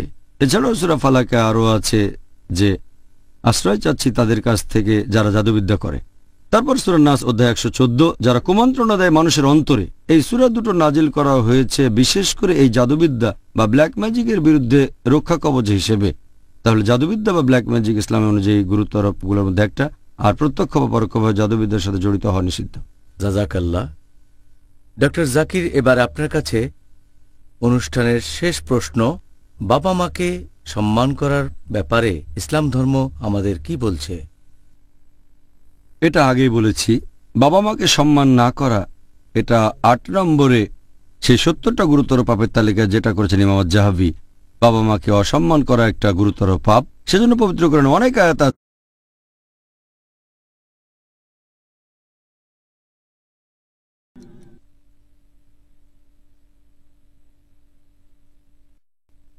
প্রিয় মুসলিম এবং অমুসলিম ভাই ও বোনেরা, আসসালামু আলাইকুম ওয়া রাহমাতুল্লাহি ওয়া বারাকাতুহু। আমাদের স্রষ্টা আল্লাহ সুবহানাহু ওয়া তাআলার দয়া, শান্তি ও রহমত আপনাদের সবার উপরে বর্ষিত হোক। এই অনুষ্ঠানে স্বাগতম। Ramzan a date with doctor Zakir. আমি আপনাদের host Yusuf chambers.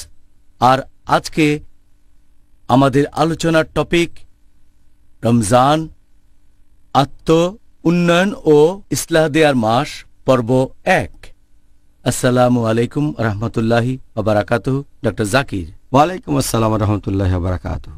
Doctor Zakir, সাধারণত আমরা প্রত্যেক অনুষ্ঠানের শুরুতেই আপনার কাছ থেকে বিভিন্ন সংজ্ঞা জেনে নেই, আর আজকের অনুষ্ঠানেও সেটা ব্যতিক্রম হবে না। আর তাই আজকের এই অনুষ্ঠানের শুরুতেই আমি আপনার কাছে একটা সংজ্ঞা জানতে চাইব যে এই আরবি শব্দ ইসলাহ এটা কি, বিশেষ করে পবিত্র রমজান মাসের প্রেক্ষাপটে। আলহামদুলিল্লাহ ওয়াসসালাতু ওয়াসসালাম আলা রাসূলিল্লাহ ওয়া আলা আলিহি ওয়া সাহবিহি আজমাইন, আম্মা বাদ। আউযু বিল্লাহি মিনাশ শাইতানির রাজীম। বিসমিল্লাহির রহমানির রহিম। রব্বি ইশরাহ লি সাদরি ওয়া ইয়াসসির লি আমরি ওয়াহলুল উকদাতাম মিন লিসানি ইয়াফকাহু কাওলি। আরবি শব্দ ইসলাহ এর মানে শুধরে দেয়া অথবা উন্নতি করা অথবা মেরামত করা। যখনই একজন মুসলিম অন্য মুসলিমকে শুধরে দেয় অথবা তাকে উন্নত করে, সেটাকে বলা হয় ইসলাহ। যেমন ধরেন একজন মুসলিম কোনো ভুল করছে, হয়তো নামাজ পড়ার সময় বা ইসলাম অনুযায়ী অন্য কোনো কাজে বা যে কোনো কিছু, যদি কেউ তাকে শুধরে দেয় সেটাকে বলা হয় ইসলাহ। কোরআনে নবী শুআয়বের কথা আছে, সূরা হুদ অধ্যায় নম্বর 11 আয়াত 88। আমার একমাত্র ইচ্ছা তোমাদের উন্নতি সাধন, তোমাদের সংস্কার আমার সাধ্যে যতখানি কুলায়, আর আমি সফল হব যদি আল্লাহ সুবহানাহু ওয়া তাআলা সাহায্য করেন। আমি তার উপরে নির্ভর করি এবং তারই অভিমুখী, আল্লাহর উপর ভরসা করে তারই সাহায্য চাই। এখানে আমরা বুঝতে পারছি শুআয়ব আলাইহিস সালাম ইসলাহ দিয়েছিলেন নিজের সম্প্রদায়কে। এছাড়াও পবিত্র কোরআনে বলা হয়েছে সূরা নিসা অধ্যায় নম্বর 4 আয়াত নম্বর 114, বলা হয়েছে যে তাদের গোপন পরামর্শে কোনো কল্যাণ নেই, তবে তার কল্যাণ আছে যদি সে নির্দেশ দেয় দান, খয়রাত, সৎ কাজ এবং শান্তি স্থাপনের দুজন মুসলিমের মধ্যে। যদি সে এরকম কোনো কাজ করে তাহলে গোপন করার অনুমতি আছে। কেউ যদি এমন কাজ করে আল্লাহ তাআলা স্বস্তি লাভের এবং পুরস্কার। এই কথা যদি না সেটা হয় কোনো দান, সজ অথবা দুজন মুসলিমের মধ্যে শান্তি স্থাপন করা, তাহলে আমরা বুঝতে পারছি যে আল্লাহ সুবহানাহু ওয়া তাআলা বলেছেন একজন মুসলিম সবসময় অন্য মুসলিমকে উন্নত করার চেষ্টা করবে, তাকে ইসলাহ দেবে, তাকে শুধরে দেবে। আল্লাহ পবিত্র কোরআনে বলেছেন সূরা আলে ইমরান অধ্যায় নম্বর 3 আয়াত নম্বর 110, কুনতুম খায়রা উম্মাতিন উখরিজাত লিন-নাস। হে মুসলিম, তোমরা মানবজাতির মধ্যে শ্রেষ্ঠ উম্মত হিসেবে আবির্ভূত হয়েছো। আল্লাহ আমাদের সম্মান দিয়েছেন, আর তিনি মুসলিমদের বলেছেন খায়রা উম্মাহ, শ্রেষ্ঠ উম্মত মানবজাতির মধ্যে আবির্ভূত। আল্লাহ আরো বলেছেন তা'মুরুনা বিল মারুফি ওয়া তানহাউনা আনিল মুনকার ওয়া তু'মিনুনা বিল্লাহ। তিনি আমাদের শ্রেষ্ঠ উম্মত বলেছেন কারণ আমরা সৎ কাজের নির্দেশ দেব, অসৎ কাজে নিষেধ করব, আল্লাহকে বিশ্বাস করব। যদি সৎ কাজের নির্দেশ না দিই, অসৎ কাজে নিষেধ না করি, তাহলে আমরা খায়রা উম্মাহ বলে ডাকার যোগ্য নই, মুসলিম বলে ডাকার যোগ্য নই। তাহলে প্রত্যেক মুসলিমের দায়িত্ব হচ্ছে আমরা দেব ইসলাহ আর দাওয়া, সেই মুসলিমকে আরো উন্নত করার চেষ্টা করব। একটা হাদিস আছে আমাদের নবী সাল্লাল্লাহু আলাইহি সাল্লামের, এটার উল্লেখ আছে সহিহ মুসলিমে খণ্ড নম্বর 1 বুক অব ফেইথ হাদিস নম্বর 79। আমাদের নবী মুহাম্মদ সাল্লাল্লাহু আলাইহি ওয়াসাল্লাম বলেছেন যদি মুসলিমের মধ্যে একজনও এমন কাজ হতে দেখে যেটা খুবই ঘৃণ্য, কোনো একটা খারাপ কাজ, তাহলে সে তার হাত দিয়ে থামাবে। যদি হাত দিয়ে থামানোর সামর্থ্য না থাকে তাহলে তার মুখ দিয়ে থামাবে। যদি মুখ দিয়ে থামানোর সামর্থ্য না থাকে তাহলে সে অন্ততপক্ষে মনে মনে ঘৃণা করবে, মনে মনে অভিশাপ দেবে। এটা করলে সে হবে একেবারে নিচু স্তরের মুসলিম। যদি মনে মনে ঘৃণা করেন, মনে মনে অভিশাপ দেন, তাহলে আপনি একেবারে নিচু স্তরের মুমিন। এ কারণে ইসলাম একজন মুসলিমের জীবনে খুবই গুরুত্বপূর্ণ একটা অংশ। জাজাকাল্লাহ খায়ের ডক্টর জাকির। এবারে আমাদের আজকের টপিক অবশ্যই এটা রমজান মাস, তাই প্রসঙ্গটাও রমজান। এই পবিত্র রমজান মাসকে কেন আত্ম উন্নয়ন আর ইসলাহ দেওয়ার জন্য বেছে নেওয়া হয়েছে? রমজান হচ্ছে আত্ম উন্নয়ন এবং ইসলাহ দেওয়ার সবচেয়ে সেরা মাস। কারণ আল্লাহ পবিত্র কোরআনে বলেছেন, সূরা বাকারা অধ্যায় নম্বর 2 আয়াত 183, ইয়া আইয়ুহাল্লাযীনা আমানু, হে মুমিনগণ, কুতিবা আলাইকুমুস সিয়াম, তোমাদের জন্য রোজার বিধান দেওয়া হয়েছে, কামা কুতিবা আলাল্লাযীনা মিন ক্বাবলিকুম, যেমন বিধান দেওয়া হয়েছিল তোমাদের পূর্ববর্তীগণকে, লাল্লাকুম তাত্তাকুন, যাতে তোমরা শিখতে পারো আত্মসংযম।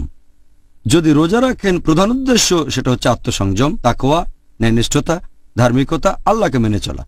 এ ব্যাপারে আমি আগেও বলেছি যে মনোবিজ্ঞানীরা বলবেন, যদি ক্ষুধাকে নিয়ন্ত্রণ করতে পারেন তাহলে প্রায় সবগুলো আকাঙ্ক্ষাকে নিয়ন্ত্রণ করতে পারবেন। তাহলে রমজান মাসে আমরা যখন রোজা রাখি, ইনশাআল্লাহ আমাদের যেসব সীমাবদ্ধতা আছে সেগুলোকে নিয়ন্ত্রণ করতে পারবো। কারণ ক্ষুধাকে নিয়ন্ত্রণ করতে পারলে সব আকাঙ্ক্ষাকে নিয়ন্ত্রণ করা যাবে। যেসব আকাঙ্ক্ষা ইসলাম থেকে দূরে বা আল্লাহ এবং রাসূলের নির্দেশ থেকে দূরে নিয়ে যায়, এটাই সেরা সুযোগ। আর তাই রমজান হল আত্ম উন্নয়ন এবং ইসলাহ দেওয়ার মাস। একইভাবে যখন ইসলাহ দিচ্ছেন, অন্য মুসলিমকে শুধরে দিচ্ছেন, সেও হয়তো রোজা, সেটা হচ্ছে তার নিজেকে উন্নত করার শ্রেষ্ঠ সময়, নিজেকে শুধরানোর শ্রেষ্ঠ সময়। এছাড়াও আমাদের নবী মুহাম্মদ সাল্লাল্লাহু আলাইহি ওয়াসাল্লাম বলেছেন, এটা আছে মুসনাদ আহমদে, খণ্ড নম্বর 2, পৃষ্ঠা নম্বর 230, হাদিস নাম্বার 7148। আমাদের প্রিয় নবী বলেছেন যে এই পবিত্র রমজান হচ্ছে সেই মাস যে মাসে বেহেশতের দরজা খোলা থাকে, দোজখের দরজা বন্ধ থাকে, আর শয়তান থাকে শেকলে বাঁধা। শয়তান যখন শেকলে বাঁধা, তখন আপনার বিপথে যাওয়ার সম্ভাবনা কম। আপনি সরল পথে থাকবেন, সে সম্ভাবনাই বেশি। শয়তান কম প্ররোচনা দেবে। আর এ কারণেই রমজান হলো শ্রেষ্ঠ মাস সারা বছরের মধ্যে যখন ইসলাহ দিতে পারবেন। এ সময় নিজেকে উন্নত করতে পারেন দুটোই। এই সময়টাতে শয়তান তাকে কম প্ররোচিত করবে, আর যেহেতু তখন বেহেশতের দরজা খোলা থাকে, ভালো জিনিসের দিকে আপনাকে আহ্বান করবে, দোজখের দরজা তখন বন্ধ থাকে, তাহলে আপনি পাপ কাজ থেকে দূরে থাকতে পারবেন। এই হাদিসটাই ছাড়াও আছে সুনান আল নিসাইতে, বুক অব ফাস্টিং, হাদিস নাম্বার 2106, যে পবিত্র রমজান মাসে বেহেশতের দরজা খোলা থাকে, দোজখের দরজা বন্ধ থাকে, আর শয়তান থাকে শেকলে বাঁধা। এই কথাটা আবারও আছে সহিহ বুখারীতে, খণ্ড নাম্বার 2, বুক অব ফাস্টিং, হাদিস নাম্বার 1901। আমাদের প্রিয় নবী বলেছেন যে যদি কেউ পবিত্র রমজান মাসে রোজা রাখে ঈমানের সাথে আর আল্লাহ তাআলার সন্তুষ্টি লাভের আশায়, তার অতীতের সব গুনাহ ক্ষমা করা হবে। তাহলে চিন্তা করেন, এটাই আমাদের সেরা সুযোগ। হয়তো একজন পাপী মানুষ হয়তো অনেক ভুল করেছে, আর সে যদি পুরো রমজান মাস রোজা থাকে, তার অতীতের সব গুনাহ ক্ষমা করা হবে। সে অন্তত সরল পথে আসার চিন্তা করুক। তা না হলে যে অনেক পাপ করেছে সে হয়তো বলবে, ও আমি তো অনেক পাপ করেছি, আমার বেহেশতে যাওয়ার কোনো সম্ভাবনাই নেই, কিভাবে যাব, কিভাবে সরল পথে আসব। এই রমজান মাসে তার অতীতের সব গুনাহ ক্ষমাকারী স্ত্রীর স্বামী হয়ে থাকে। 35 নম্বর হচ্ছে তালাকপ্রাপ্তা কোনো মহিলাকে বিয়ে করা, যাতে ওই মহিলার আগের স্বামী তাকে বিয়ে করতে পারে।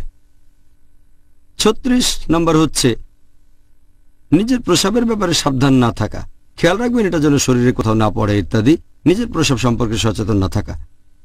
37 নম্বর হচ্ছে জাহির করা। 38 নম্বর হচ্ছে ধর্মের ব্যাপারে জ্ঞান আহরণ করা ইহকালের কোনো উদ্দেশ্যে, আর সেই জ্ঞান লুকিয়ে রাখা। 39 নম্বর হচ্ছে বিশ্বাসঘাতকতা। 40 নম্বর হচ্ছে সাহায্যের প্রতিদান না দেয়া। 41 নম্বর হচ্ছে আল্লাহর বিধান অস্বীকার করা। 42 নম্বর হচ্ছে অন্য কোনো মানুষের ব্যক্তিগত আলাপের কথাবার্তা শোনা। 43 নম্বর গল্প চালু করা, 44 নম্বর অভিশাপ দেয়া, 45 নম্বর কোনো চুক্তি ভঙ্গ করা, 46 নম্বর হচ্ছে হাত গণনা বা জ্যোতিষশাস্ত্রে বিশ্বাস করা, 47 নম্বর হচ্ছে যে মহিলা তার স্বামীর সাথে দুর্ব্যবহার করে থাকে, 48 নম্বর হচ্ছে মূর্তি তৈরি করা অথবা পেইন্টিং করা, 49 নম্বর বিলাপ করা অথবা নিজের জামাকাপড় ছিঁড়ে ফেলা বা এরকম কোনো কিছু যখন সে কোনো রকম বিপর্যয়ের মধ্যে পড়ে, 50 নম্বর অন্যদের সাথে অবিচার করা, 51 নম্বর বল প্রয়োগ করা নিজের স্ত্রী অথবা কোনো দাস অথবা কোনো গরিব লোক বা পশু পাখির উপরে, 52 নম্বর প্রতিবেশীর মনে কষ্ট দেয়া, 53 নম্বর মুসলিমদের নামে কুৎসা অপবাদ রটানো, 54 নম্বর মানুষকে অপমান করা আর তাদের সাথে উদ্ধত ব্যবহার করা, 55 নম্বর বড় গুনাহ ইমাম আজ-যাহাবির মতামত অনুযায়ী হচ্ছে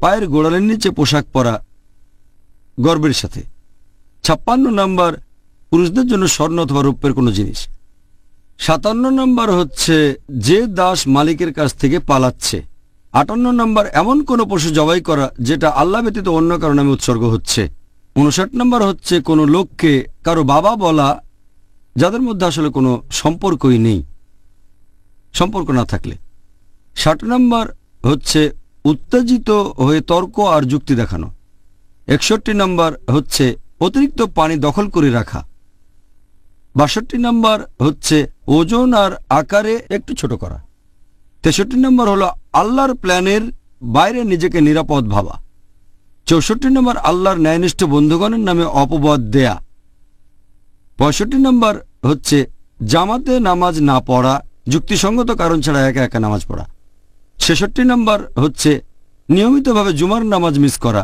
কোনো রকম যুক্তি ছাড়াই, 67 নম্বর উইলের মাধ্যমে ওয়ারিসের পাওয়া সম্পত্তি জবরদখল করা, 68 প্রতারণা আর ফন্দি করা, 69 মুসলিমদের বিরুদ্ধে শত্রুর হয়ে গুপ্তচরের কাজ করা, আর 70 নম্বর বড় গুনাহ সেটা হচ্ছে যে নবীর সাহাবীগণের নামে অপবাদ আর কুৎসা রটানো। তাহলে এই হচ্ছে 70টা বড় গুনাহ যেগুলো তালিকা করেছেন ইমাম আজ-যাহাবী তার লেখা বই আল কাবাইর, তার মানে বড় গুনাহ। এটার ভিত্তিতে যে হাদিস সেটার বর্ণনা দিয়েছেন ইবনে আব্বাস রাদিয়াল্লাহু আনহু যে বড় গুনাহ 70টা। এই তালিকাটা উনি বলেছেন যেখানে কোরআন এবং হাদিসের ব্যাখ্যা করেছেন তিনি। কিছু বিশেষজ্ঞ এটার সাথে একমত যে বড় গুনাহ কি মোট 70টা নাকি 17টা নাকি 35 নাকি 70। অনেক বিশেষজ্ঞ এটার সাথে একমত নন যে কিছু কাজ বড় গুনাহ না হওয়া উচিত, ছোট গুনাহ। অনেকে বলেন এটা হয়তো কোনো গুনাহই না, বিশেষজ্ঞগণ একমত না। তবে সামগ্রিকভাবে ইমাম আজ-যাহাবী মাশাআল্লাহ, আল্লাহ তাকে শান্তিতে রাখুন, বিখ্যাত বিশেষজ্ঞ, তিনি বড় গুনাহর এই তালিকাটা তৈরি করেছেন। তবে এটা নিয়ে মতভেদ আছে। ও জাযাকাল্লাহ খায়র ডক্টর জাকির, আপনি পরীক্ষায় 100-এর মধ্যে 95 পেয়েছেন। ডক্টর জাকির, আমাদের দর্শকরা এতক্ষণ আপনার মুখে 70টা বড় গুনাহের কথা শুনলেন। এখন এটা কি বলবেন যে একজন কি পুরস্কার পেতে পারে যদি এই গুরুতর পাপগুলো থেকে বিরত থাকে সারা জীবন ধরে? আল্লাহ পবিত্র কোরআনে বলেছেন সূরা নিসা অধ্যায় নম্বর 4 আয়াত নম্বর 31 যে যদি তোমাদেরকে যা নিষিদ্ধ করা হয়েছে তার মধ্যে যা গুরুতর সেগুলো থেকে বিরত থাকো তাহলে আল্লাহ সুবহানাহু ওয়া তাআলা তোমাদের লঘুতর পাপগুলো মোচন করে দেবেন এবং সম্মানজনক স্থানে তোমাদের দাখিল করবেন। তার মানে যদি বড় গুনাহ থেকে বিরত থাকেন আল্লাহ সুবহানাহু ওয়া তাআলা আপনার ছোট ছোট পাপগুলো সব মুছে দেবেন, তার মানে আপনাকে বেহেশতে জায়গা দেবেন। আল্লাহ এটা আবার বলেছেন সূরা শুরা অধ্যায় নম্বর 42 আয়াত নম্বর 37। আল্লাহ বলেছেন যে যদি তোমরা বিরত থাকো গুরুতর পাপ ও অশ্লীল কাজ থেকে, এবং তারা যখন কারো উপর রেগে যায় কিন্তু তারপরও ক্ষমা করে, এখানে বলা হচ্ছে তাদের কথা যারা বেহেশতে যাবেন। এরপর পবিত্র কোরআনে আছে সূরা নাজম অধ্যায় নম্বর 53 আয়াত নম্বর 32, যদি তুমি বিরত থাকো গুরুতর পাপ থেকে, বড় গুনাহ থেকে ও অশ্লীল কার্যকলাপ থেকে, আর যদি তখন ছোটখাটো অপরাধ করো, ছোট গুনাহ, নিশ্চয়ই আল্লাহ সুবহানাহু ওয়া তাআলা পরম দয়ালু ও ক্ষমাশীল। তার মানে যদি আপনি বড় গুনাহ থেকে বিরত থাকেন আর তারপরও যদি ছোটখাটো অপরাধ করে ফেলেন, ইনশাল্লাহ আল্লাহ আপনাকে ক্ষমা করবেন, আপনি বেহেশতে যেতে পারবেন। একটা হাদিস মুহাম্মদ সাল্লাল্লাহু আলাইহি ওয়াসাল্লামের, এটা আছে সহিহ মুসলিমে, খণ্ড নম্বর 1, হাদিস নম্বর 450, বলা হয়েছে যে দিনের 5 ওয়াক্ত নামাজ আর 1 শুক্রবারের নামাজ থেকে পরের শুক্রবারের নামাজ আর 1 রমজান থেকে পরের রমজান, এ সময় আপনি পাপ থেকে মুক্ত হতে পারেন যদি এই সময় কোনো গুরুতর পাপ না করেন। তার মানে যদি বড় গুনাহ থেকে বিরত থাকেন। আর দিনে 5 ওয়াক্ত নামাজ পড়লেন, 1 শুক্রবার থেকে পরের শুক্রবারের নামাজ, 1 রমজান থেকে পরের রমজান, আপনার সব গুনাহ ক্ষমা করা হবে যদি আপনি বড় গুনাহ থেকে বিরত থাকেন। যদি বড় গুনাহ থেকে বিরত থাকেন, ইনশাল্লাহ আপনি বেহেশতে যেতে পারবেন। মাশাআল্লাহ, তাহলে তো বিরত থাকার ভালো কারণ পাওয়া গেল। এখন আমাদের অনুষ্ঠানের বাকি সময়টাতে আর পরের পর্বগুলোতেও ইনশাআল্লাহ আমরা চেষ্টা করব কিছু গুরুতর পাপ নিয়ে আলোচনা করতে। যদিও 70টার সবগুলো আলোচনা করার সময় আমরা এখানে পাব না, আরও চেষ্টা করব এই পাপগুলো থেকে বিরত থাকার কিছু পথ বাতলে দিতে। যে এই গুরুতর পাপগুলোর মধ্যে সবচাইতে মারাত্মক গুনাহ কোনটা? 1 নম্বর বড় গুনাহ, সবচেয়ে মারাত্মক সব গুনার মধ্যে, সেটা হচ্ছে আল্লাহ তাআলার সাথে অন্য কাউকে শরীক করা, মানে শিরক। আল্লাহ পবিত্র কোরআনে বলেছেন, সূরা নিসা অধ্যায় নম্বর 4 আয়াত নম্বর 48, আল্লাহ সুবহানাহু ওয়া তাআলা তার সাথে অন্য কাউকে শরীক করা কখনোই ক্ষমা করবেন না। এটা ব্যতীত তিনি চাইলে যাকে ইচ্ছা ক্ষমা করতে পারেন। আল্লাহ কথাটা আবারও বলেছেন, সূরা নিসা অধ্যায় নম্বর 4 আয়াত নম্বর 116, আল্লাহ সুবহানাহু ওয়া তাআলা নিশ্চয়ই তার সাথে অন্য কাউকে শরীক করা কখনোই ক্ষমা করবেন না। এটা ব্যতীত অন্য যে কোনো কিছু চাইলে ক্ষমা করতে পারেন। কেউ যদি আল্লাহ তাআলার পাশাপাশি অন্য কারো ইবাদত করে, সে ভীষণভাবে পথভ্রষ্ট হয়। আর অনেক সহিহ হাদিসে এই কথা বলা হয়েছে যে সবচেয়ে গুরুতর যে পাপ সেটা হচ্ছে শিরক। একটা হাদিস সহিহ বুখারীতে, খণ্ড নম্বর 9, হাদিস নাম্বার 6871, প্রিয় নবী মুহাম্মদ সাল্লাল্লাহু আলাইহি ওয়াসাল্লাম বলেছেন, গুরুতর পাপগুলোর মধ্যে সবচেয়ে বড় হচ্ছে আল্লাহ তাআলার সাথে কাউকে শরীক করা। এ কথাটা আরো অনেক সহিহ হাদিসে উল্লেখ করা হয়েছে, যেমন সহিহ বুখারী খণ্ড নম্বর 3 হাদিস নাম্বার 2654। আমাদের নবী সাহাবীগণকে বললেন, তোমরা কি জানো গুরুতর পাপগুলোর মধ্যে সবচেয়ে বড় গুনাহ কোনটা? সাহাবী হতে পারে, সে নতুন করে জীবন শুরু করতে পারে, তাই আত্ম-উন্নয়ন ও ইসলাহ দেওয়ার জন্য এটাই সবচেয়ে সেরা সময়, সব মুসলিমের জন্য সেরা সময়। তাহলে ডক্টর জাকির, আপনি সুন্দরভাবে ব্যাখ্যা দিলেন যে রমজান মাস আসলে 30 দিনের একটা ট্রেনিং, আর এই সময়টাতে আমরা ভালো কিছু অভ্যাস আয়ত্ত করতে পারি, বদঅভ্যাস থাকলে সেগুলো বাদ দিতে পারি। আমি আল্লাহ তাআলার কাছে দোয়া করছি আমরা যেন এই সুযোগটা কাজে লাগাতে পারি, আর আমরা যেন ভালো কাজ করে যেতে পারি আল্লাহ সুবহানাহু ওয়া তাআলার খাতিরে, ইনশাআল্লাহ, আমিন। এখন আপনি কি আমাদের এটা ব্যাখ্যা করে বলবেন যে বড় গুনাহ বা গুরুতর পাপ জিনিসটা আসলে কি?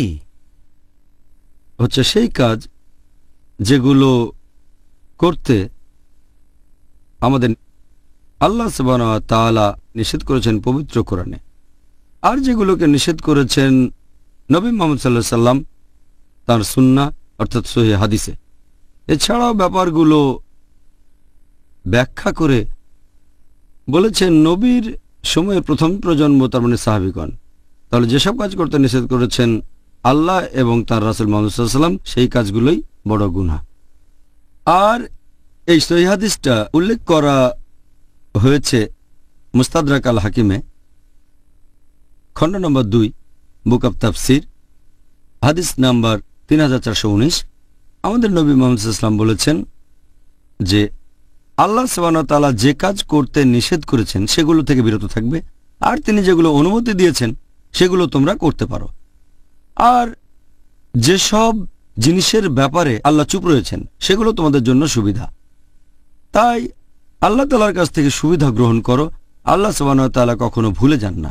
তারপর আল্লাহর রাসূল কোরআনের একটা আয়াত পড়লেন, সূরা মারিয়াম অধ্যায় নম্বর 19 আয়াত 64, বলা হয়েছে আল্লাহ সুবহানাহু ওয়া তাআলা কখনো ভুলে যান না। আর এই হাদিসটা আছে সহিহ বুখারীতে, খণ্ড নম্বর 4 হাদিস নম্বর 2766। আমাদের নবী সাল্লাল্লাহু আলাইহি সাল্লাম বলেছেন, তোমরা কি জানো সবচেয়ে ধ্বংসাত্মক 7টা গুনাহ কোনগুলো? তারপর নবী বললেন, এগুলো 1 নম্বর অন্য কাউকে আল্লাহ তাআলার সাথে শরীক করা, তার মানে ইবাদত করা আল্লাহ তাআলা ব্যতীত অন্য কাউকে। 2 নম্বর জাদুবিদ্যা প্র্যাকটিস করা, মানে ব্ল্যাক ম্যাজিক। 3 নম্বর কোনো মানুষের জীবন কেড়ে নেয়া, যেটাকে আল্লাহ তাআলা পবিত্র করেছেন, বিনা কারণে হত্যা করা। এরপর নবী আরো বলেছেন সেটা রিবা নিয়ে, ইন্টারেস্ট বা সুদ। অনৈতিকভাবে কোনো এতিমের সম্পদ গ্রাস করা অন্যায়ভাবে। এরপর নবী আরো বলেছেন যে শত্রুর দিকে পিঠ দেখানো বা যুদ্ধক্ষেত্র থেকে পালিয়ে যাওয়া। আর 7 নম্বর ধর্মপরায়ণ মহিলাকে অপবাদ দেয়া যে সত্যিকারের বিশ্বাসী। এই হলো 7টা ধ্বংসাত্মক গুনাহ যেগুলোর কথা নবী মুহাম্মদ সাল্লাল্লাহু আলাইহি ওয়াসাল্লাম বলেছেন। তবে ইবনে আব্বাস রাদিয়াল্লাহু আনহুকে প্রশ্ন করা হলো, এটা উল্লেখ করা হয়েছে আত-তাবরির কমেন্ট্রিতে, খণ্ড নম্বর 4, হাদিস নম্বর 9207। ইবনে আব্বাস রাদিয়াল্লাহু আনহুকে প্রশ্ন করা হলো যে বড় গুনাহ কি 7টা? ইবনে আব্বাস রাদিয়াল্লাহু আনহু বললেন 7-এর বদলে 70 হলো এখানে কাছাকাছি সংখ্যা। আমাদের নবী যে 7টা গুনার কথা বলেছেন, এখানে শুধু বলা হচ্ছে সেই গুনার ক্যাটাগরি কি হতে পারে, এমন না যে বড় গুনাহ মাত্র 7টা, আরো অনেক আছে। এটা একটা আউটলাইন যে শিরক করা হারাম। এছাড়া হাত পেনাল্টির নিয়ম আছে, সেটা হতে পারে ব্যভিচার, অথবা হতে পারে ব্ল্যাক ম্যাজিক প্র্যাকটিস করা, অথবা হতে পারে চুরি। নবী একটা আউটলাইন দিয়েছেন। তবে ইবনে আব্বাসের মতে তিনি বলেছেন বড় গুনাহ আনুমানিক 70টার মতো। আপনাকে অনেক ধন্যবাদ ডক্টর জাকির। এবারে আপনাকে কষ্ট দেব, আপনি কি আমাদের ইসলাম ধর্মের এই 70টা বড় গুনাহ সম্পর্কে কিছুটা বলবেন? সেটা কি সম্ভব? চেষ্টা করব ইনশাআল্লাহ। এ কথাটা আগে বলেছি যে ইবনে আব্বাস বর্ণিত হাদিস অনুযায়ী এটা আছে আত-তাবরিতে, খণ্ড নম্বর 4, হাদিস নাম্বার 9207। ইবনে আব্বাস রাদিয়াল্লাহু আনহুকে প্রশ্ন করা হলো বড় গুনাহ কি 7টা? তিনি বললেন যে 7-এর বদলে 70 এখানে কাছাকাছি সংখ্যা। ইমাম আয-যাহাবী রাদিয়াল্লাহু আনহু একটা বই লিখেছেন আল কাবাইর, বড় গুনাহ, আর এখানে 70টা বড় গুনার লিস্ট করেছেন কোরআন হাদিসের ভিত্তিতে যতটুকু তিনি বুঝেছেন। পবিত্র কোরআনের কোনো আয়াত বলছে না যে এই 70টা বড় গুনাহ। এমন কোনো সহিহ হাদিসও নেই যেখানে 70টা বড় গুনার কথা বলা হয়েছে। তবে ইমাম আয-যাহাবী রাদিয়াল্লাহু আনহু যতখানি বুঝেছেন সেভাবে তালিকাটা তৈরি করেছেন কোরআন হাদিসের ভিত্তিতে 70টা বড় গুনাহ। তিনি এটা যেভাবে বুঝেছেন। কিছু মানুষ এটা মানে, আবার কেউ মানে না, সেটা আলাদা ব্যাপার।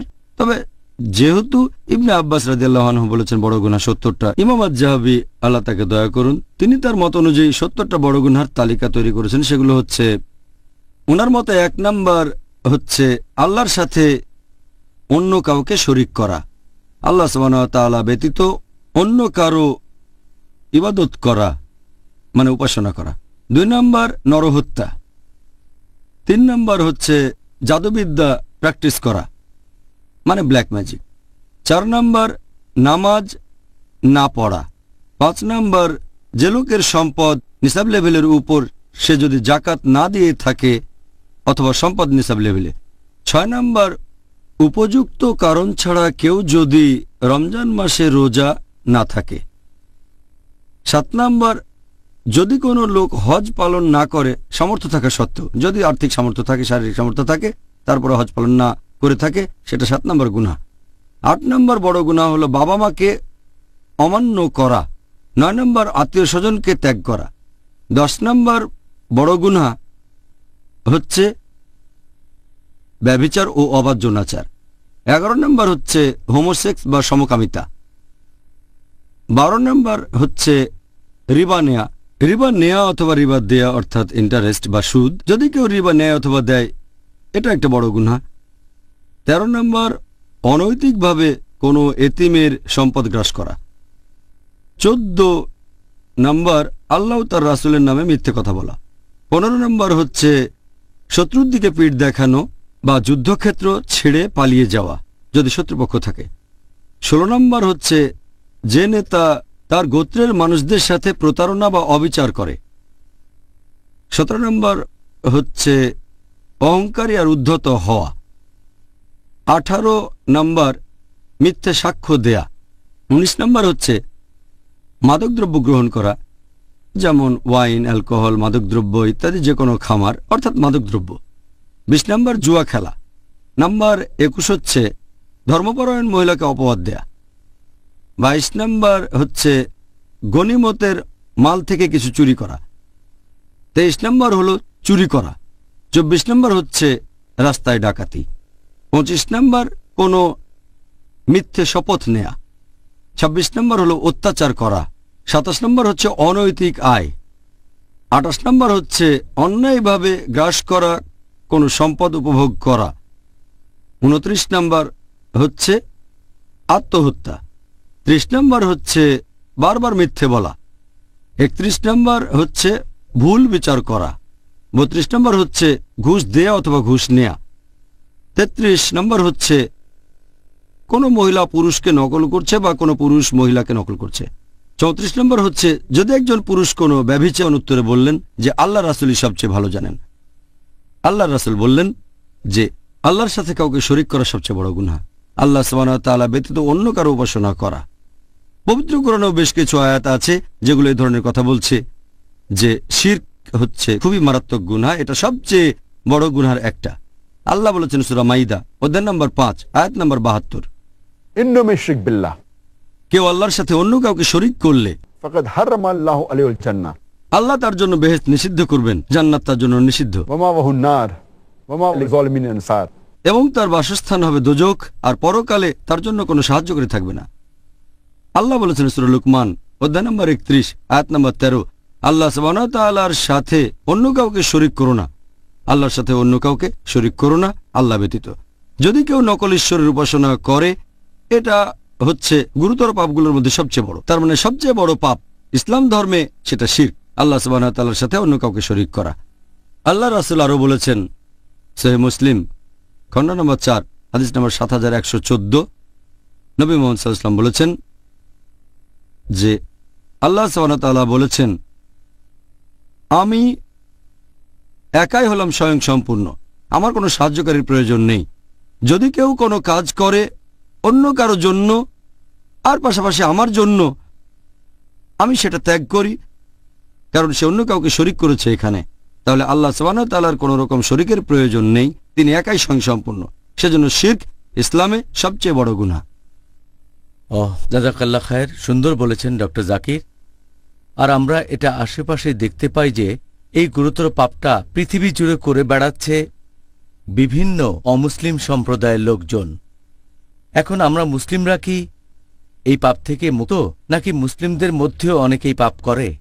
দুর্ভাগ্যজনকভাবে অমুসলিমদের পাশাপাশি অনেক মুসলিমও আছে যারা শিরক করে থাকে। গুরুতর পাপের মধ্যে যেটা সবচেয়ে মারাত্মক গুনাহ। আর অনেক সময় অনেক মুসলিম আল্লাহ তাআলাকে বাদ দিয়ে তারা অন্য কাউকে রাখতে থাকে, আল্লাহকে বাদ দিয়ে অন্য কারো কাছে সাহায্য চায়। তারা আল্লাহ তাআলাকে বাদ দিয়ে অন্য কারোর জন্য ইবাদত করে, তারা অন্য কিছুর সাহায্য চায় আল্লাহ তাআলা ব্যতীত। আর আল্লাহ কোরআনে স্পষ্ট করে বলেছেন এ ধরনের কাজ থেকে সম্পূর্ণ বিরত থাকতে হবে। আল্লাহ বলেছেন সূরা ফাতিহা অধ্যায় নম্বর 1 আয়াত নম্বর 5, ইয়াকা নাবুদু ওয়া ইয়াকা নাস্তাইন, আমরা শুধু তোমার ইবাদত করি আর তোমারই সাহায্য চাই। পবিত্র কোরআনে সূরা গাফির অধ্যায় নম্বর 40 আয়াত নম্বর 60, আমাকে ডাকো আমি তোমাদের ডাকে সাড়া দেব। আল্লাহ বলেছেন সূরা ইসরা অধ্যায় নম্বর 17 আয়াত নম্বর 23, প্রতিপালক নির্দেশ দিয়েছেন তিনি ব্যতীত অন্য কারো ইবাদত করো না। এরপর পবিত্র কোরআনে সূরা আরফ অধ্যায় নম্বর 7 আয়াত নম্বর 194, আল্লাহ সুবহানাহু ওয়া তাআলা ব্যতীত তোমরা যাদের উপাসনা করো তারা তো তোমাদের মতোই আল্লাহর বান্দা। তার মানে তারা খুব সাধারণ, তারাও আল্লাহ তাআলার বান্দা, যেমন আমরা আল্লাহর বান্দা। তারা আল্লাহকে বাদ দিয়ে যাদের ইবাদত করে তারাও আল্লাহ তাআলার বান্দা। পবিত্র কোরআনের অনেক আয়াতে আমাদের নির্দেশ দেওয়া হয়েছে যে আমরা আল্লাহ তাআলা ব্যতীত অন্য কারো কাছে সাহায্য চাইব না অথবা কখনো ইবাদত করব না। আল্লাহ বলেছেন সূরা আহকাফ অধ্যায় নম্বর 46 আয়াত নম্বর 5, নিশ্চয়ই সেই ব্যক্তি বিভ্রান্ত যে আল্লাহ সুবহানাহু ওয়া তাআলার পরিবর্তে এমন কিছুকে ডাকে যা কিয়ামতের দিন পর্যন্ত সাড়া দিতে পারবে না, এছাড়া তারা সেই প্রার্থনা সম্পর্কে অবহিত নয়। আল্লাহ বলেছেন সূরা হজ অধ্যায় নম্বর 22 আয়াত নম্বর 73, তোমরা অন্য যাদের উপাসনা করো বা ইবাদত করো আল্লাহ সুবহানাহু ওয়া তাআলা ব্যতীত, যদি তারা সবাই একত্রিত হয় তারপরে তারা একটা মাছিও সৃষ্টি করতে পারবে না। মানুষকে সৃষ্টি করে সাহায্য করা তো পরের কথা, তারা একটা মাছিও সৃষ্টি করতে পারবে না। আর মাছি যদি তাদের কিছু ছিনিয়ে নেয় সেটা তারা ফিরিয়ে আনতেও পারবে না। প্রার্থনাকারী কত দুর্বল, যাদের প্রার্থনা করে তারাও কত দুর্বল। আল্লাহর রাসূল বলেছেন, এটা আছে সহিহ বুখারীতে খণ্ড নম্বর 6 হাদিস নম্বর 4497। আল্লাহর রাসূল বলেছেন, যদি কেউ আল্লাহ ব্যতীত অন্য কারো ইবাদত করতে করতে মারা যায় আর মৃত্যুর আগে তওবা না করে, তাহলে তাকে অবশ্যই দোজখের আগুনে পুড়তে হবে। সে দোজখে যাবে একেবারে নিশ্চিত। তাহলে যদি কেউ শিরক করে আর মুশরিক অবস্থায় মারা যায়, সে দোজখের আগুনে পুড়বে। আর এটা দুর্ভাগ্যজনক যে মুসলিমদেরও অনেকে এই ধরনের গুনার কাজ করে থাকেন। এছাড়া আরেকটা কাজও শিরকের মধ্যে পড়ে, সেটা যদি কোনো পশুকে হত্যা করা হয় আল্লাহ ব্যতীত অন্য কারো নাম নিয়ে, এটাও আসলে পরোক্ষভাবে শিরক। আর অনেক মুসলিম দুর্ভাগ্যজনকভাবে এই ধরনের কাজ করে থাকে, যেটা আসলে শিরক। যেমন কোনো মুসলিম হয়তো নতুন বাড়ি কিনলো, তারপর সেখানে একটা পশু কোরবানি দিল কোনো জিনের নামে, সেই জিন হয়তো বাড়িটা দখল করে আছে তাই প্লিজ, অথবা গর্ত খুঁড়ে পশু জবাই করলো কোনো জিনের নামে। এই কাজগুলো আগে পরে কখনো ইসলাম ধর্মে ছিল না। আর আল্লাহ পবিত্র কোরআনে বলেছেন, সব মিলিয়ে 4টা আয়াতে আছে। সূরা বাকারা অধ্যায় 2 আয়াত নম্বর 173, সূরা মাইদা অধ্যায় 5 আয়াত 3, সূরা আনাম অধ্যায় 6 আয়াত 145 এবং সূরা নাহল অধ্যায় 16 আয়াত 115। হুররিমাত আলাইকুমুল মাইতাতু ওয়াদ-দামু ওয়া লাহমুল খিনজির ওয়া মা উহিল্লা লিগাইরিল্লাহ বিহি। তোমাদের জন্য হারাম খাদ্য, মৃত বস্তু, রক্ত, তারপর শূকর মাংস এবং যে পশু জবাই করার সময় আল্লাহ ব্যতীত অন্য কারো নাম নেওয়া হয়েছে। যদি এমন কিছু খান যেটা জবাই করার সময় আল্লাহ ব্যতীত অন্য কারো নাম নেওয়া হয়েছে, যেটা শিরকের সমান, সেটা হারাম। যদি কোনো পশু জবাই করতে গিয়ে আল্লাহ ব্যতীত অন্য কারো নাম নিয়ে থাকেন, সেটা হবে শিরক। এটা ইসলাম ধর্মে নিষিদ্ধ। আল্লাহ বলেছেন সূরা আলী ইমরান অধ্যায় নম্বর 3 আয়াত নম্বর 160, আল্লাহ সাহায্য করলে কে তোমাদের পরাজিত করবে, আর আল্লাহ সাহায্য না করলে এমন কি আছে যে তোমাদের সাহায্য করবে। তাই মুমিনগণ আল্লাহ সুবহানাহু ওয়া তাআলার উপরে নির্ভর করুক। আমরা সম্পূর্ণভাবে ভরসা করব শুধুমাত্র আল্লাহ তাআলার উপর, শুধু তার কাছে, অন্য কারো কাছে না। আর আল্লাহ বলেছেন সূরা কাউসার অধ্যায় নম্বর 108 আয়াত নম্বর 2, ফাসাল্লি লিরাব্বিকা ওয়ানহার, তোমার প্রতিপালকের উদ্দেশ্যে নামাজ পড়ো ও কোরবানি করো। কোরবানি দেবেন শুধুমাত্র আল্লাহ তাআলার জন্য, নামাজ পড়বেন শুধুমাত্র আল্লাহ সুবহানাহু ওয়া তাআলার জন্য। আমাদের প্রিয় নবী মুহাম্মদ সাল্লাল্লাহু আলাইহি ওয়াসাল্লাম বলেছেন, এটা আছে সহিহ মুসলিমে খণ্ড নম্বর 3 হাদিস নাম্বার 4878। আমাদের প্রিয় নবী বলেছেন যে আল্লাহ তাকে অভিশাপ দেন যে আল্লাহ ব্যতীত অন্য কারোর নামে পশু কোরবানি দিয়ে থাকে। দুর্ভাগ্যজনকভাবে কিছু মুসলিম পরোক্ষভাবে এই গুরুতর পাপের সাথে জড়িত আছে, যেটা ইসলামের সবচেয়ে বড় গুনাহ। এটা হচ্ছে শিরক। আল্লাহ সুবহানাহু ওয়া তাআলা আমাদের সামর্থ্য দিন, আমরা যেন এই মাসে নিজেদেরকে শুধরাতে পারি। আর এটাই শ্রেষ্ঠ সময়। আমরা যদি কোনো পাপের সাথে জড়িত থাকি, হোক বড় গুনাহ বা ছোট গুনাহ, আমরা সেটা শুধরাতে পারি। আর যদি কোনো মুসলিম ভাই এমন ভুল করে থাকে, তাকে ইসলাহ দিতে পারি, কারণ শয়তানের সময় সে কোলে বাঁধা থাকে। এটাই সেরা সময় সত্যকে গ্রহণ করার জন্য। সত্য থেকে বিচ্যুত হওয়ার সম্ভাবনা কম, আর খুতুয়াত শয়তানও এ সময় কম। আর রোজা থাকার কারণে আমাদের তাকওয়া অনেক উঁচুতে থাকবে। আল্লাহ সবাইকে সঠিক পথে রাখুন। আমিন আমিন। বিশেষ করে এই মাসে অবশ্যই। ডক্টর জাকির, গুরুতর পাপগুলোর তালিকায় আপনি বলেছিলেন যে অন্যায়ভাবে নিরীহ মানুষ হত্যা করা হচ্ছে অন্যতম একটা গুরুতর পাপ, কিন্তু দুর্ভাগ্যজনকভাবে মিডিয়া প্রচার করছে যে মুসলিমরা নিরীহ মানুষ হত্যা করাকে সমর্থন করে আর নিজেরাও তাই করে। আপনি কি এই ব্যাপারটা সম্পর্কে ইসলামিক দৃষ্টিভঙ্গিটা একটু ব্যাখ্যা করবেন? নিরীহ মানুষ হত্যার ব্যাপারে ইসলাম ধর্ম কি বলে? আল্লাহ সুবহানাহু ওয়া তাআলা স্পষ্ট করে বলেছেন সূরা মাইদা অধ্যায় নম্বর 5 আয়াত নম্বর 32 যে কেউ যদি অন্য কোনো মানুষকে হত্যা করে, সেটা যদি হত্যার অপরাধ বা বিশৃঙ্খলা সৃষ্টির অপরাধে না হয়, তাহলে সে যেন পুরো মানব জাতিকে হত্যা করল।